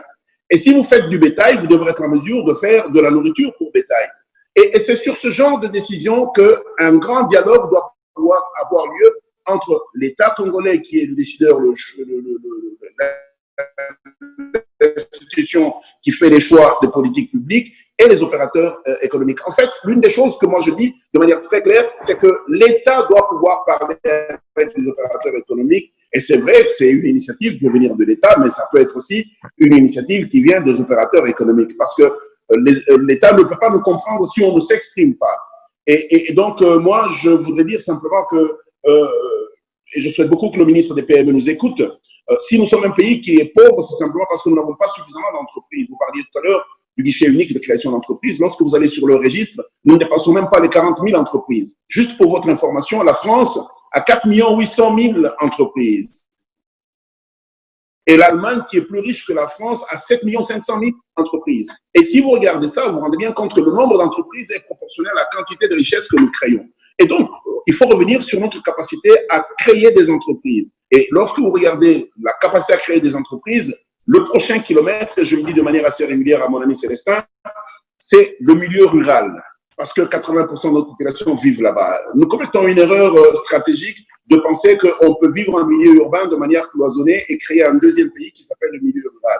Et d'ailleurs, il y a une terminologie congolaise qui appelle ça l'intérieur.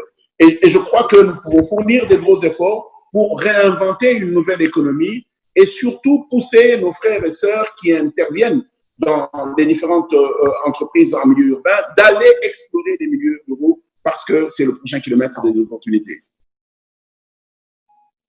Et peut-être un dernier mot pour revenir sur la question de la crise sanitaire. On ne le dit pas assez. Aujourd'hui, la crise sanitaire en cours va passer et nous allons nous retrouver avec des vrais problèmes d'hygiène. Et c'est là que j'encourage beaucoup les deux jeunes gens qui sont sur votre plateau parce que l'hygiène en milieu hospitalier va être le plus grand défi. Et donc, il va falloir qu'aujourd'hui, ils se consacrent bien sûr à l'hygiène extra-hospitalière, mais demain, c'est l'hygiène à l'intérieur des hôpitaux qu'il faudra à mesure d'attaquer. Merci beaucoup, Al. Je te reconnais là et je sais que tu as un franc-parler. Là, tu reviens sur les éléments sur lesquels aussi on a échangé ensemble. J'ai noté que vous avez vraiment lancé un élément sur, aux entrepreneurs. Il faut sortir de l'informel. Quand vous êtes dans l'informel, on ne vous connaît pas et donc votre activité ne peut pas être aujourd'hui listée ni confrontée dans le tissu économique. Deuxièmement, vous avez cité la fracture économique, c'est vrai, il nous faut aller vers une renaissance, il nous faut nous réinventer, il nous faut aller vers une vraie rupture et trouver un bon modèle économique pour notre pays et pour adresser un certain nombre d'éléments que vous avez soulevés. Vous avez parlé de l'État. Quel est son véritable rôle aujourd'hui? Ça veut dire que nous devons mettre en place des mécanismes qui sont assez importants et permettre une vraie éclosion des PME. Et aussi, pour sortir de l'informel, il y a donc un courage. Vous avez donné ici les exemples de la France, le nombre des entreprises qui sont créées et en Allemagne aussi. La proportionnalité des entrepreneurs par rapport à la richesse. Et ça, c'est très important. Mais est-ce que vous ne pensez pas, et vous allez répondre à cette question peut-être un peu plus tard, est-ce que vous ne pensez pas qu'il y a un problème déjà d'éducation, un problème d'instruction au niveau des universités, un problème d'orientation? Tout le monde veut être économiste, mais tout le monde ne veut pas être, par exemple, maçon. Tout le monde ne veut peut-être pas se mettre dans la fonction, ne veut pas être cordonnier pour parler de l'incubation queer. Tout le monde ne veut pas être couturier, par exemple. Ça, c'est aussi des questions que nous pouvons adresser. Nous avons beaucoup de questions qui viennent des participants. Je vais peut-être prendre une première question qui a été posée par Rodrigue Mouzeau, qui a posé la question tout à l'heure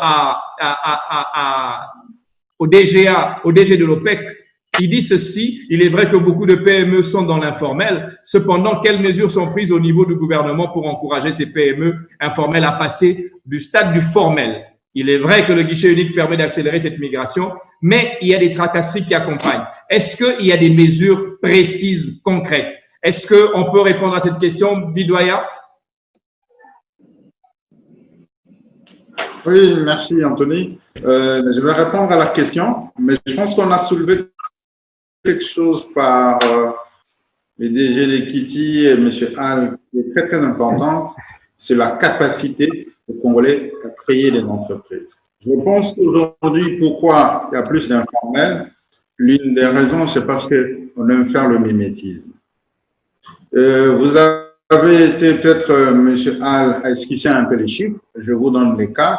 Pour la période de 2013 à 2017, selon une étude que nous avons menée sur l'écosystème entrepreneurial, j'ai vu, c'était en collaboration avec Media Lab, j'ai vu le nom de Félix quelque part.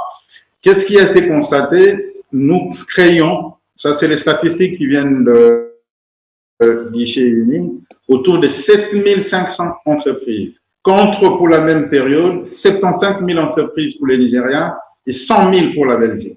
Et donc, lorsque vous faites les ratios, les créations d'entreprises avec 90 millions d'habitants, on est autour de 7,8 pour 100 000 habitants. Donc, vous comprenez que notre pays, c'est vraiment un désert entrepreneurial. Les gens, ils créent pas suffisamment, et lorsqu'ils créent, c'est en fonction de l'autre, par mimétisme.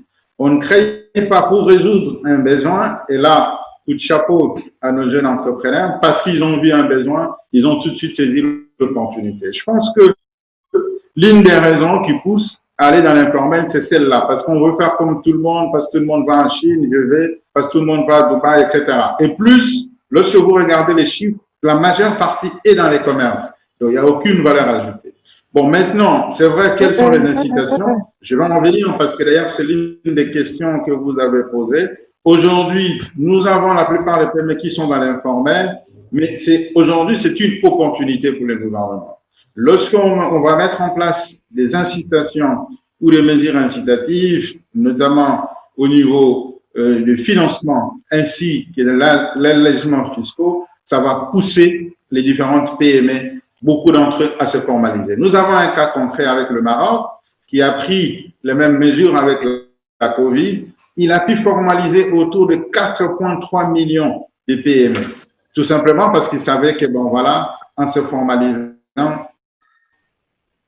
il y a une opportunité de pouvoir bénéficier à la fois du financement et des allègements fiscaux. C'est vrai qu'aujourd'hui, beaucoup disent que nous sommes dans l'informel parce qu'il y a des tracasseries, parce que parce que, mais je pense que l'une des raisons, c'est parce qu'ils n'ont pas suffisamment l'information de toutes les mesures qui sont en train d'être prises, notamment pour améliorer les climats d'affaires, et de toutes les mesures qui sont prises, notamment pour essayer de les accompagner en vue de pouvoir bien pérenniser leurs affaires. J'ai dit, par exemple, au niveau de l'OPEC, M. Al l'a souligné, au-delà de cet incubateur en cuir, nous sommes en train de mettre en place un espace coworking. C'est un espace qui va mutualiser les efforts au niveau de jeunes entrepreneurs, mais également mettre en place un dispositif d'accompagnement pour permettre aux jeunes, effectivement, comme l'a fait les jeunes entrepreneurs, d'innover, de pouvoir créer et surtout de bénéficier de toutes les facilités qui peuvent être liées à la formalisation. Donc, ils doivent savoir qu'un entrepreneur, l'une des qualités, c'est aussi la recherche de l'information. Bon nombre se disent que je suis dans l'informel parce qu'il y a des tracasseries, mais en réalité, c'est parce qu'ils n'ont pas suffisamment d'informations sur les facilités qui sont mises à leur disposition. Je suis tout à fait d'accord qu'aujourd'hui, la COVID doit être une opportunité pour le gouvernement en vue de mettre en place des mesures incitatives concrètes pouvant permettre à cette frange de la population de pouvoir, et des catégories d'entreprises de pouvoir se formaliser. Regardez, nous avons une assiette fiscale très restreinte.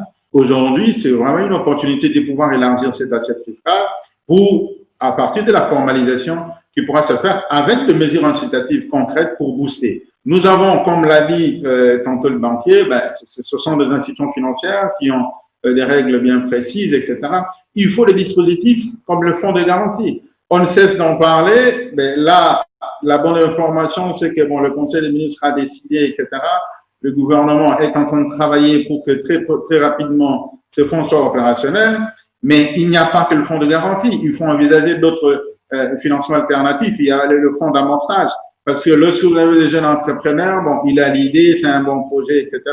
Mais voilà, il n'a pas une capacité d'autofinancement et donc il faut le fonds d'amorçage. J'anticipe, il y a aussi d'autres financements alternatifs par rapport à une des questions qui est posée. Donc, nous devons développer ensemble avec l'écosystème un certain nombre de facilités qui puissent permettre à ce que ces jeunes ou ceux qui sont dans l'informel puissent se formaliser.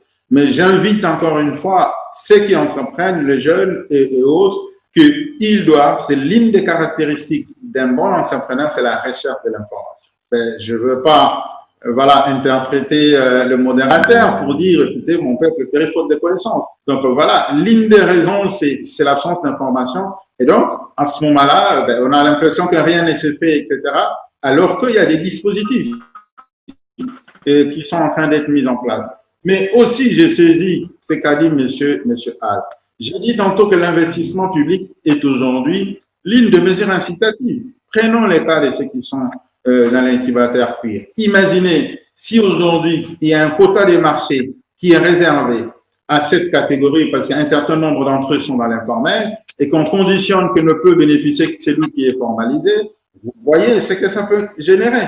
Donc, il y a aujourd'hui des mesures concrètes au-delà du financement direct à travers les lignes de financement, mais de l'investissement public à travers des marchés publics qu'on peut effectivement mettre à la disposition des PME pour les amener effectivement à quitter l'informel pour se formaliser. Donc, il y a autant, je ne veux pas monopoliser, je vois qu'Al veut dire quelque chose. Donc, il y a tant de mesures incitatives qu'on peut mettre en place pour aider ces PME à se formaliser. Mais renseignez-vous, s'il vous plaît, parce qu'il y a des choses qui se font, parce qu'il y a des dispositifs qui sont mis en place pour vous accompagner à être de véritables entrepreneurs.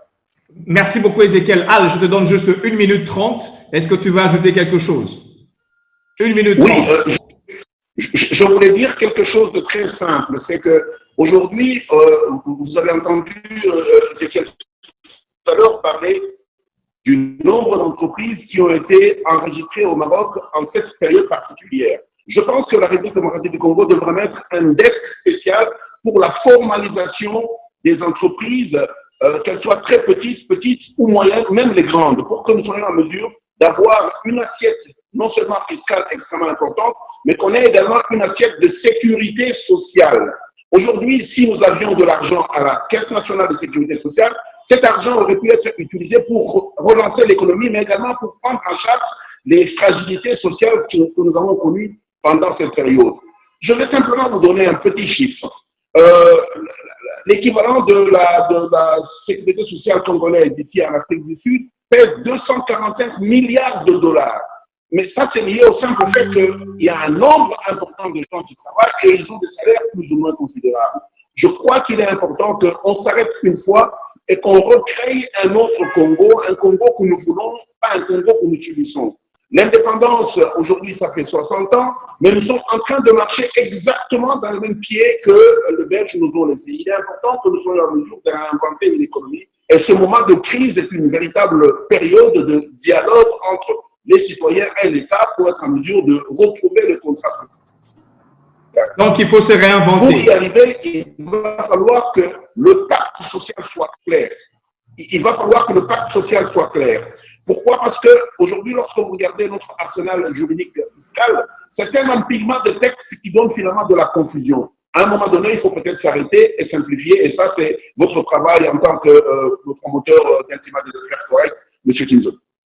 Merci beaucoup. Il y a Olivier Kabata qui a posé une question au directeur général d'Equity Bank. Il dit ceci: avec la pandémie de la COVID-19, la Banque centrale a créé un guichet de refinancement dit COVID-19 pour soutenir les entreprises touchées par la crise sanitaire. Est-ce que sa banque a déjà réceptionné les demandes qui sont orientées vers ce guichet? Je ne sais pas s'il va y répondre. Et puis, deuxièmement, aux entrepreneurs, selon un article qui a été publié par Zoom Eco, il semble que ce guichet ne trouve pas de preneurs. Et ça, c'est adressé aux entrepreneurs. Est-ce que vous êtes au courant que ce guichet existe ou simplement vous ne voulez pas que l'État vous subventionne ou alors vous avez peur de pouvoir aller vers ce guichet parce que vous n'en connaissez pas les conditions? Donc, c'est et à Célestin et aux entrepreneurs. Et je reviendrai à une autre question aux entrepreneurs. Célestin, 2 minutes.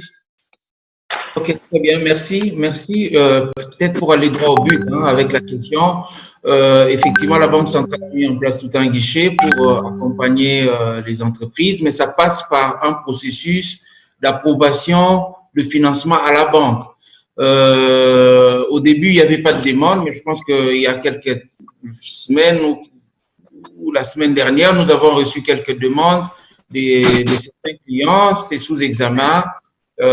Pour analyser et voir dans quelle mesure on peut accompagner ces entreprises qui ont sollicité cet appui-là.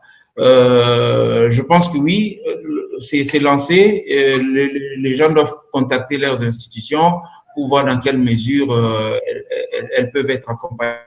Mais j'aimerais dire quand même, après cet appel lancé, des fois on reçoit des demandes, mais sans soubassement parce que quelqu'un n'a aucune activité. Le projet n'est pas bien monté, l'activité n'existe pas, mais bon, parce qu'il y a un guichet qui est ouvert, vous recevez aussi des demandes de ce genre-là, qui seront bien sûr écartées, ça c'est évident, mais l'analyse pour une entreprise qui existe, qui tourne bien, il y a besoin d'accompagnement, donc c'est cette analyse-là qui est menée au niveau des institutions bancaires pour être en mesure de reconduire ou de faire solliciter, faire participer à ces guichets de financement.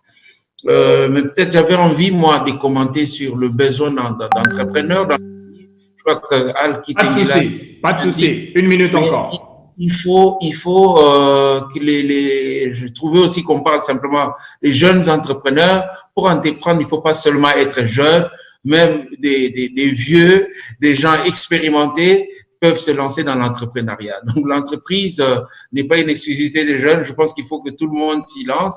Mais il y a besoin, je trouve quand même que dans les systèmes universitaires ou même dans les systèmes de formation, on promouvoit moins, surtout dans les zones francophones, l'entrepreneuriat. J'avais un ami qui était qui participait à la formation MBA dans une grande université.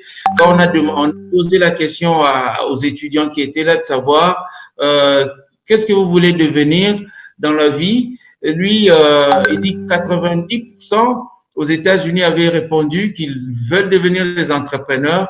Bon, lui, il avait levé le doigt, il venait bien sûr d'Afrique, surtout de l'Afrique centrale.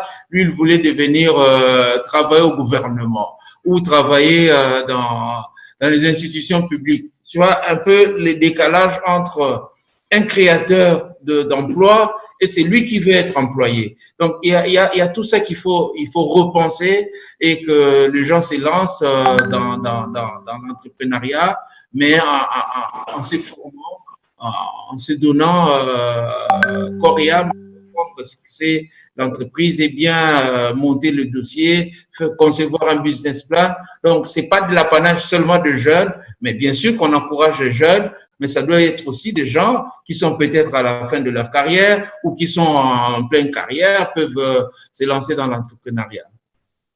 Donc, Merci le pays en a beaucoup, besoin.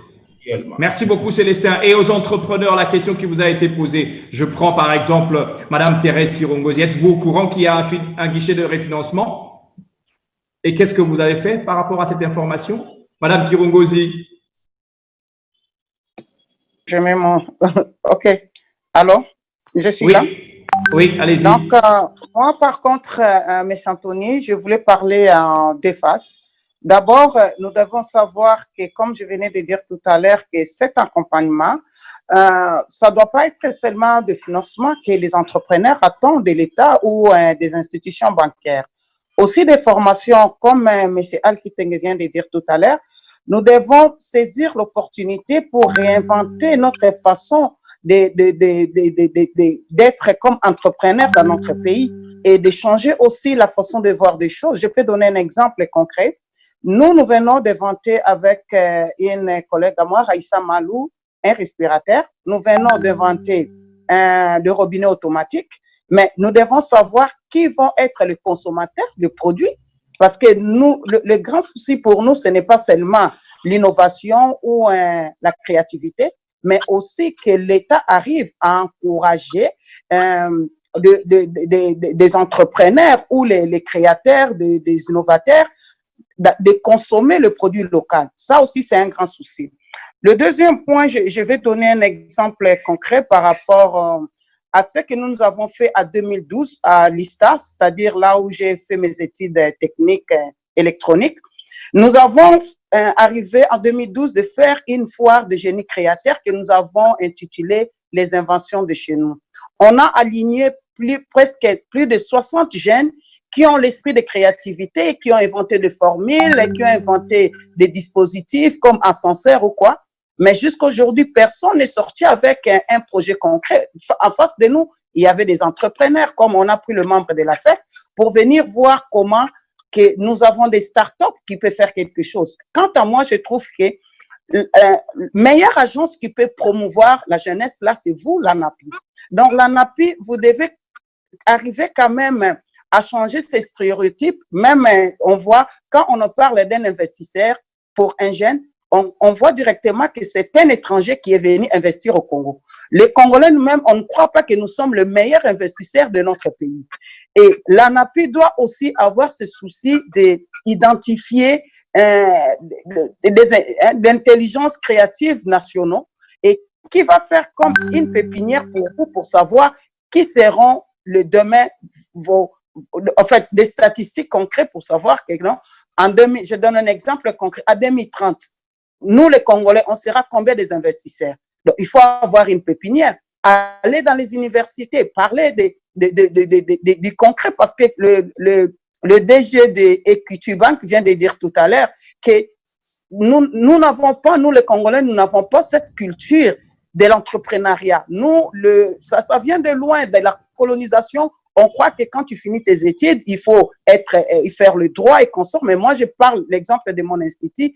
Vous avez autant de jeunes qui savent faire quelque chose, mais qui n'ont pas tous ces mécanismes de suivi, comme vous venez de dire, de savoir que non, moi, je sais fabriquer, je donne un exemple, une calculatrice, mais je suis start-up, qui peut m'accompagner? Si aujourd'hui,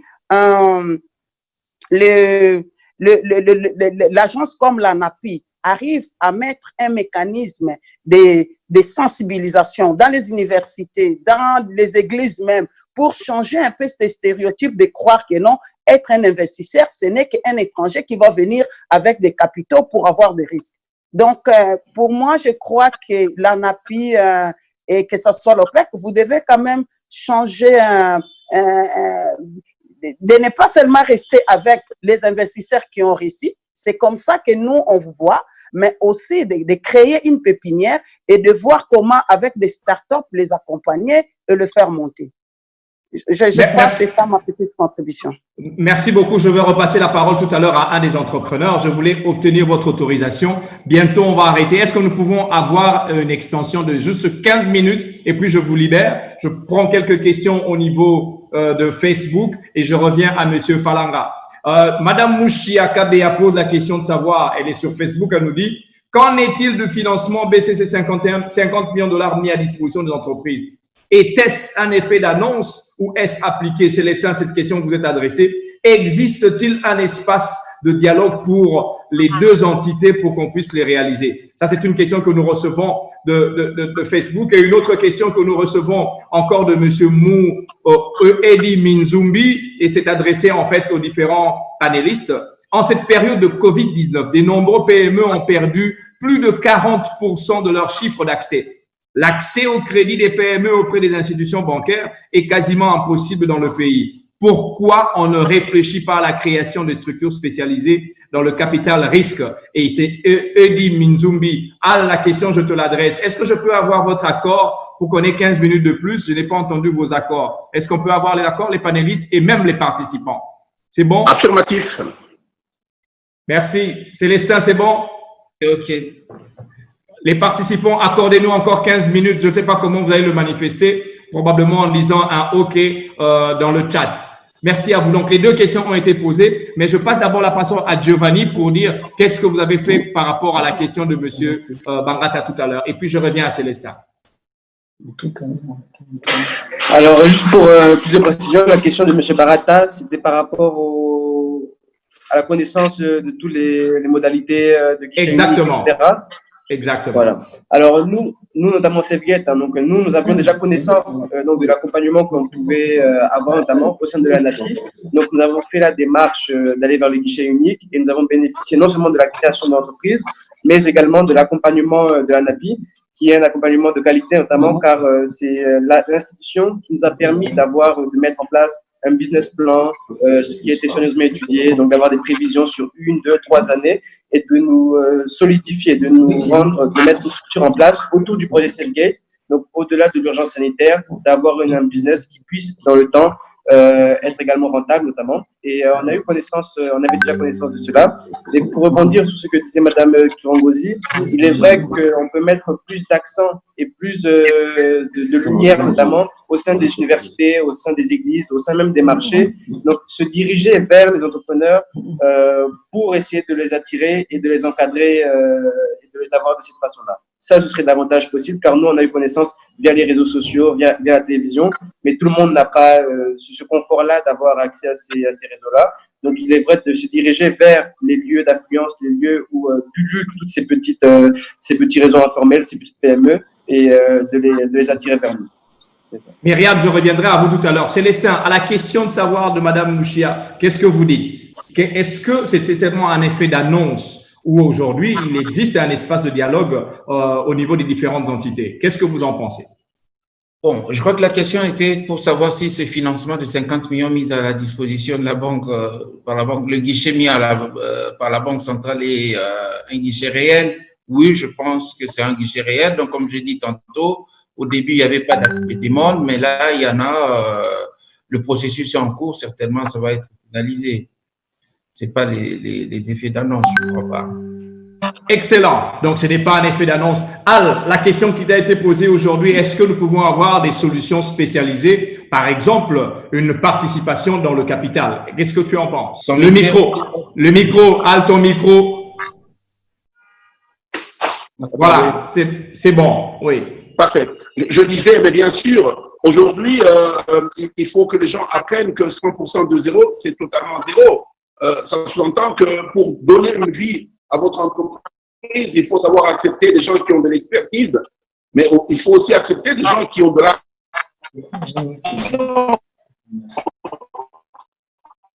Parce que si les gens vous apportent de l'expertise place dans votre entreprise, vous pouvez avoir été l'initiateur d'une entreprise, mais si vous voulez la voir mourir, c'est votre choix, mais si vous voulez la voir continuer, il faut savoir aller chercher des armées de sécurité, les gens ne savent pas s'associer, mais c'est l'une des choses sur lesquelles on est en train de mettre des plateformes génératrices de confiance pour que les gens apprennent à se faire confiance. Les Indiens qui nous battent à plate couture sur notre propre marché, les Libanais qui nous battent à plate couture sur notre propre marché, quand vous regardez la chose qui les caractérise, c'est qu'ils savent travailler en communauté, ils savent travailler ensemble. Et moi, je pense que l'ANAPI et aussi peut-être la banque devraient être des creusets de confiance où on apprend à présenter les gens les uns aux autres et à leur montrer comment être en mesure de travailler ensemble. Et aujourd'hui, le equity approach est une approche très sérieuse et il faut l'encourager davantage. Merci beaucoup, Al. Il y a une autre question qui est posée par monsieur, je vais revenir sur la question. Il dit ceci et c'est adressé un tout petit peu à Ézéchiel. Il dit ceci. Est-ce qu'il ne serait pas bien de pouvoir mettre ce qu'on appelle certaines PME dans un regroupement et aussi faire en sorte que ces PME puissent opter pour une digitalisation de leur comptabilité, notamment grâce aux ERP de gestion intégrée. Et c'est Moïse Kungula qui pose la question. En fait, il pose la question en disant, face à la difficulté de présenter un niveau interne des états financiers et à même de soutenir le besoin de financement, pourquoi ne pas opter pour un regroupement de ces PME? La question, je la pose non seulement à Ézéchiel, mais Madame Myriam, à cette question, est-ce que vous saurez aussi répondre? On commence par vous, ladies first, et puis on va revenir à Ézéchiel. Myriam. Ok, merci pour la question. Se regrouper dans les secteurs d'activité ne pose pas trop de problèmes. Bon, s'il n'y a pas de problème de concurrence, en tout cas, ça sera très bien d'ailleurs parce que là, on va bien collaborer et on saura dans quelle mesure faire avancer notre science, par exemple. Parce que là, j'étais en train de penser depuis le matin, je me dis, si je peux d'ailleurs revenir à une question qui a été posée, si on savait qu'il y avait un guichet d'accompagnement.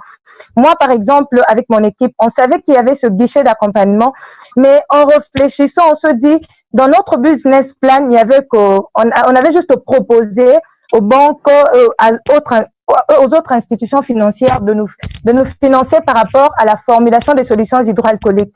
Mais on s'est dit, en fait, en observant notre population, on est en train de voir les plantes médicinales qui sont en train de prendre une ampleur. Il y a des gens qui n'ont pas connu le gingembre dans le temps passé. Aujourd'hui, ils utilisent des gingembres. Il y a des gens qui prennent maintenant la citronnelle.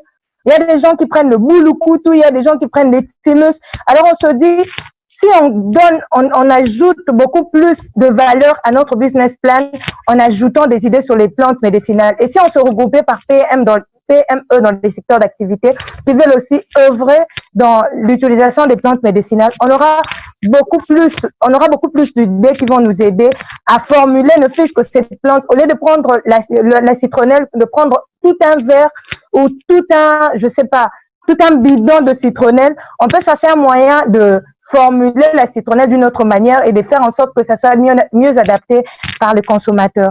Alors moi, je vois que c'est vraiment une bonne idée si ça sera dans cette optique-là de s'entraider pour trouver des meilleures solutions.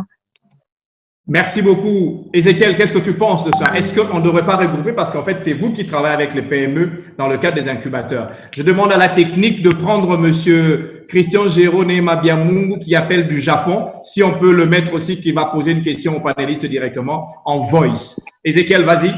Donc, je disais qu'en fait, je réponds en deux volets. Donc, premièrement, nous sommes en train, comme je l'ai dit tantôt, de mettre en place un espace qu'on appelle coworking qui permet en fait aux PME de mutualiser les efforts. Je sais que bon nombre de PME n'ont pas d'adresse, ont un problème d'identification et là, ils trouvent un espace où ils peuvent travailler facilement. Il y aura un certain nombre de services qui vont être mis à leur disposition, notamment un conseiller en gestion pour les aider à pouvoir élaborer des business plans, etc. Mais au-delà de ça, il y a un deuxième volet. Ceux qui sont dans le même secteur d'activité, nous allons mutualiser ces efforts au travers des sociétés de coopératives. Donc, on le réunit au travers d'une société coopérative en vue de bien présenter finalement leurs besoins, etc.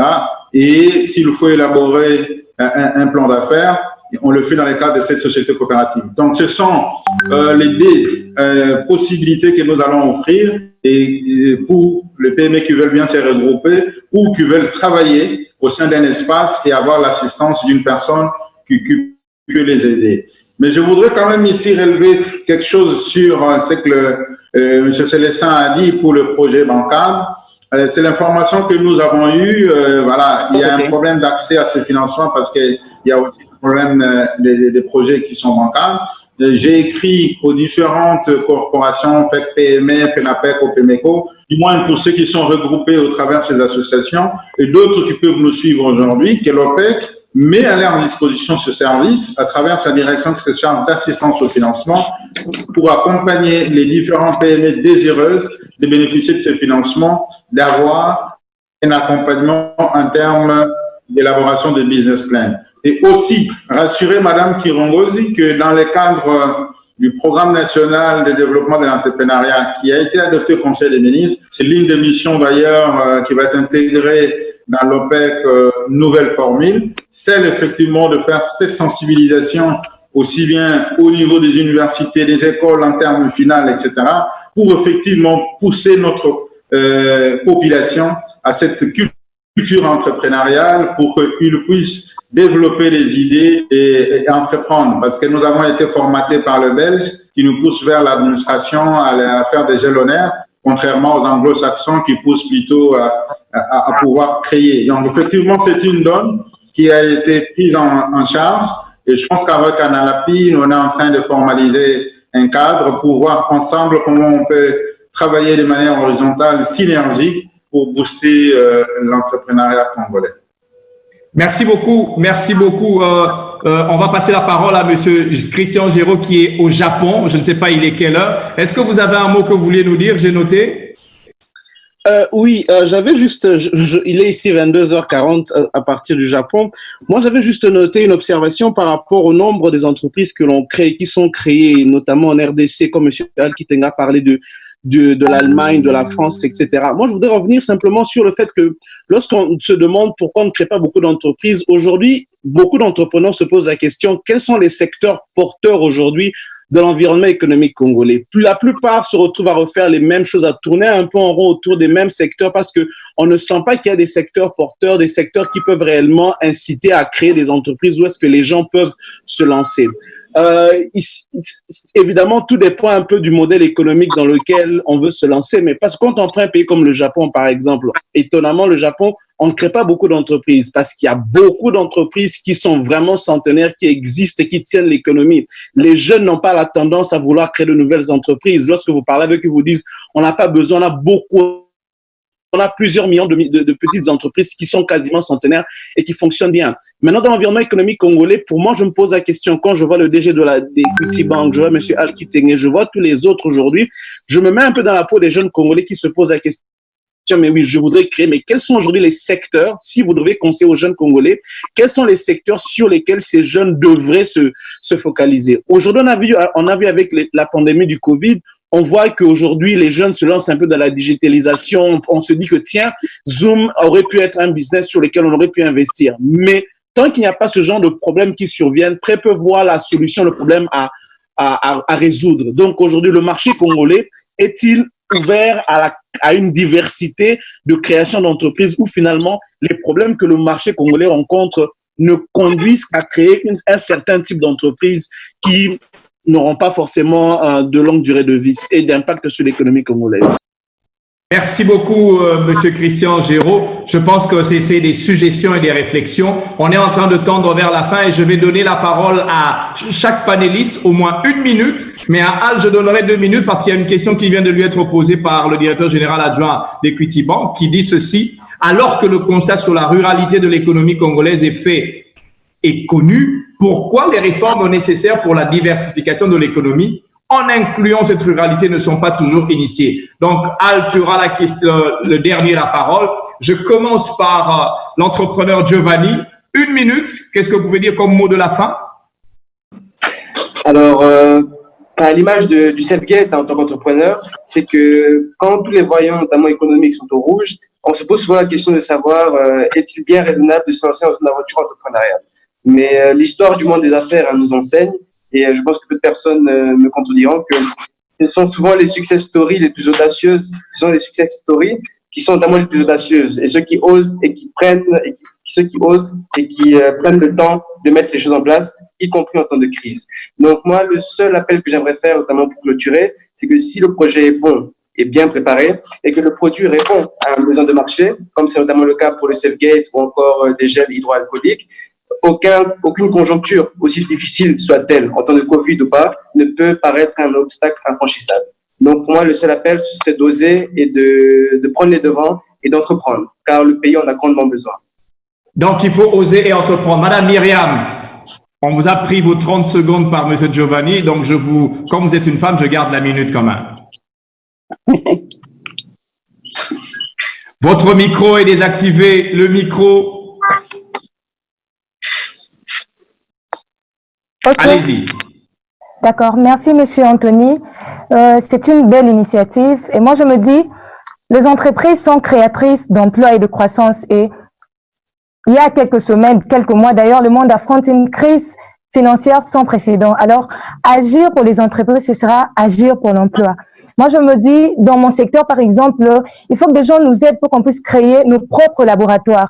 Je suis en train de voir ceux qui sont en train de œuvrer dans les secteurs pharmaceutiques actuellement. Ce sont des grandes enseignes étrangères. C'est souvent des Asiatiques, des Indiens qui ont pris notre place.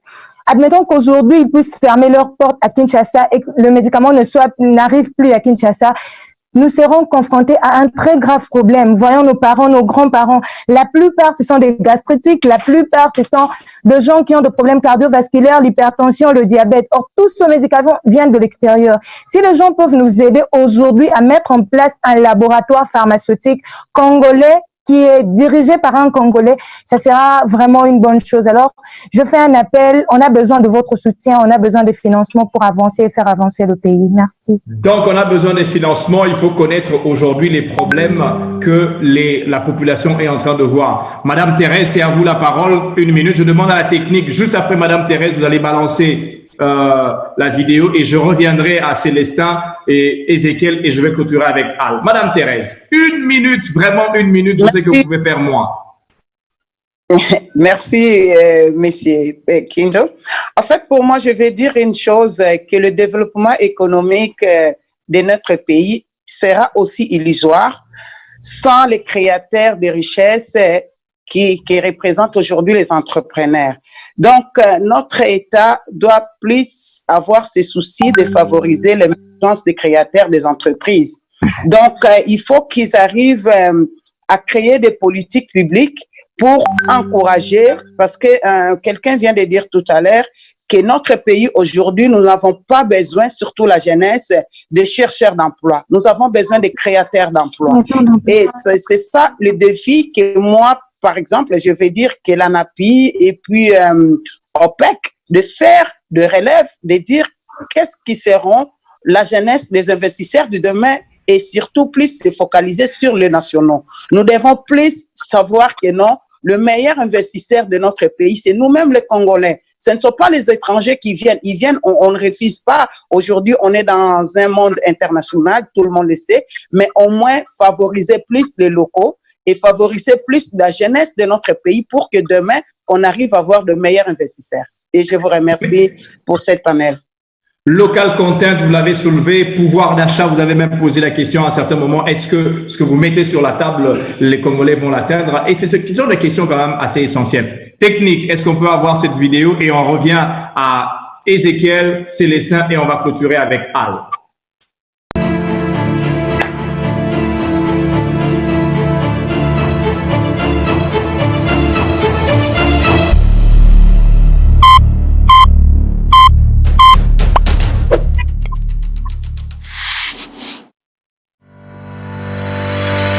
Le monde de l'investissement s'ouvre à vous. Bienvenue sur l'application mobile Anapi. Avec la possibilité de nous soumettre vos suggestions, l'application Anapi vous informe de toutes les activités liées à l'investissement. En profitant d'une interface qui s'identifie à vous, vous recevez l'info en temps réel. Et toute l'actualité vous suit partout. N'oubliez pas de programmer nos événements dans votre agenda. Et enfin, vous trouverez du contenu contenu hors ligne pour vous garder informé. ANAPI. Invest in DRC. Merci beaucoup et on revient donc. Ézéchiel, est-ce que tu as un mot à dire et on revient à Célestin? Un seul mot. 1 minute. Oui, je vais d'abord vous dire merci pour l'event. Et aussi, je vais paraphraser le chef de l'État qui a dit lors de son discours sur la fête de l'indépendance que nous devons changer de paradigme, aller vers la création des richesses. Et moi, j'ajoute par l'entrepreneuriat. Les Congolais, oser entreprendre, parce que nous sommes dans un pays où on importe même la cure-dent. Donc, on dépense environ des $, pour importer les biens de consommation. Donc, oser entreprendre. Et ceux qui ont déjà osé, ceux qui ont déjà entrepris, il est temps de pouvoir se poser de bonnes questions pour réinventer son business. Et l'OPEC est disposé pour vous accompagner à cet effet. Célestin, à toi la parole, 1 minute, mais je vais te titiller un peu. Le taux de change aujourd'hui sur le marché parallèle est à 19,90 chez Mère Double. 1 minute, qu'est-ce que tu peux dire par rapport à ça? Bon, je pense qu'on parle d'une crise mondiale. Je pense que la crise n'a pas de précédent. C'est même pire que la crise après la guerre mondiale de 1940 à 45. C'est pire que la crise financière de 2008-2009. Donc, on est vraiment dans la crise. Je pense que ce qui était plus important, c'est plutôt le thème que tu as choisi de dire de la crise, on peut passer de la crise à l'opportunité. Je crois que c'est important. Et les deux intervenants, surtout les deux entrepreneurs, montrent qu'il y a de vraies réponses à trouver face à cette crise. Et il y a un vrai paradigme à changer dans notre pays qui importe tout, comme l'a dit Ézéchiel tout à l'heure. Et je répondis à la question de Christian qui est au Japon, qui disait, qu'est-ce que les gens peuvent faire? Quels sont les secteurs porteurs? Moi, plutôt, je pars de l'optique de se dire, est-ce qu'il y a des problèmes au Congo? Quels sont les problèmes qui sont en face? Et chaque problème que rencontrent les personnes ou les entreprises les réponses constituent des opportunités. C'est un peu comme SafeGate. Il y a eu une pandémie. Il y a besoin de se laver, de se laver les mains ou encore de se désinfecter. Et on donnait des réponses à ces genres de préoccupations. Donc, chaque problème que la société congolaise rencontre, et c'est pas le problème qui manque dans notre pays, les réponses constituent les opportunités. Voilà, pour faire simple. Merci beaucoup. Alors, Al, il faut que je respecte les participants et même vous-même les panélistes. Au lieu de 2 minutes, tu as 1 minute 10 secondes. Parfait, il n'y a pas de problème. Je pense simplement que l'impréparation aujourd'hui nous démontre ses limites. Il nous faut mettre en place un plan stratégique de réponse aux catastrophes. La réponse à Hugues, c'est de dire il faudrait qu'on en parle davantage pour que ceux qui font les politiques publiques le comprennent. Les politiques publiques répondent à la demande citoyenne et nous, en tant que citoyens, nous allons continuer à mettre sur l'agenda de l'État congolais et du peuple congolais cette question d'une ruralité et d'une solidarité inclusive. Et peut-être pour terminer, nous devons être en mesure d'aligner notre enseignement en fonction de nos défis. Et cette crise nous a démontré quelles sont les limites et quels sont les défis. Et ça peut être en mesure d'enseignement, en mesure de donner des réponses définitives. Merci beaucoup, Al. Alors, je vais dire à tout le monde qui a posé la question au directeur général de l'ANAPI que je suis, nous allons répondre à vos questions. Croyez-moi, on va toutes les répertorier et on va tenter de vous joindre par le fait que vous êtes enregistré. Je ne pouvais pas être modérateur et répondre directement aux questions aussi, mais croyez-moi, il y a des réponses. Mais sinon, on va vous envoyer l'adresse de l'ANAPI et vous répondez à ces questions et je me ferai le plaisir d'y répondre et c'est un engagement. Je rappelle simplement que nous étions dans ce multi-live, ce webinaire où on parlait des PME congolaises et Covid-19, de la crise à l'opportunité. Comment innover et se réinventer en période de crise? Nous avons ici 3 entrepreneurs, des jeunes, qui ont prouvé que c'est possible. On peut partir d'une crise et en faire une opportunité. J'ai appelé Giovanni comme un croque-mort parce qu'en fait, il a besoin que cette crise existe pour que le tunnel puisse marcher.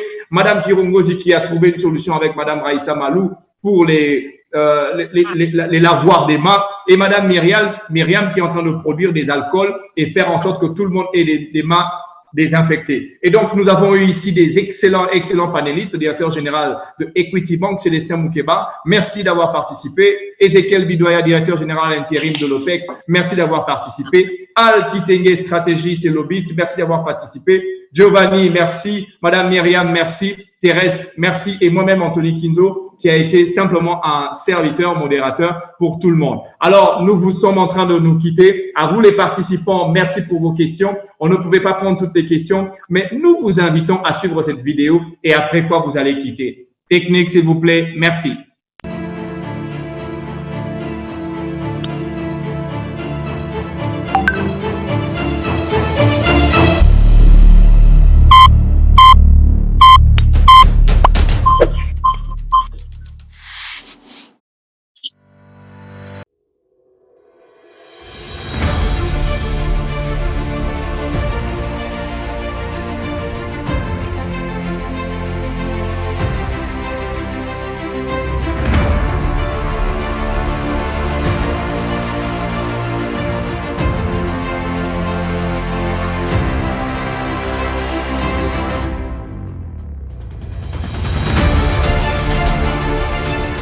J'ai commencé à suivre l'ANAPI depuis les États-Unis.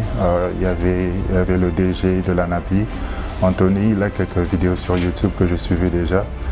Mais je voulais de moi-même venir en RDC et voir vraiment si c'était la réalité. Et effectivement, je suis venu ici et l'ANAPI m'a accompagné. Ils m'ont demandé quelques dossiers et ils ont pris toutes les démarches et ils ont effectué jusqu'à ce niveau. Actuellement commercialisé par Initiative Industrie SARL, SafeGate est un tunnel de désinfection efficace contre un certain nombre de virucides. Donc SafeGate représente une protection performante à l'entrée des bâtiments publics, des supermarchés, des bureaux ou encore de tout lieu accueillant du monde.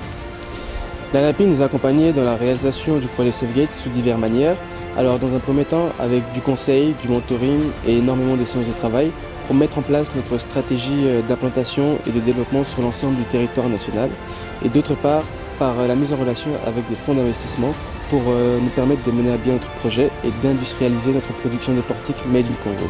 C'est en ce sens que grâce à l'ANAPI, aujourd'hui Initiative Industrie SARL a pu passer le cap de start-up à PME confirmé et c'est pour ça que j'invite aujourd'hui l'ensemble des entrepreneurs à s'approcher de l'ANAPI pour bénéficier d'un accompagnement concret et de qualité pour la réalisation de leurs projets. Nous savons que d'ici, dans un avenir proche, nous va devoir bénéficier des avantages de code d'investissement via l'ANAPI et ce qui nous donne l'avantage sur l'exonération de l'impôt sur le bénéfice, aussi bien que l'exonération sur l'impôt foncier et autres avantages de douane sur les équipements et autres matériels connexes, mais également sur la TVA. Et c'est une information qui peut passer pour le moment pour que les gens réalisent que le gouvernement congolais a une institution disposée à accompagner tous les entrepreneurs. Lorsqu'on a un rêve, on peut le réaliser avec l'accompagnement du pays.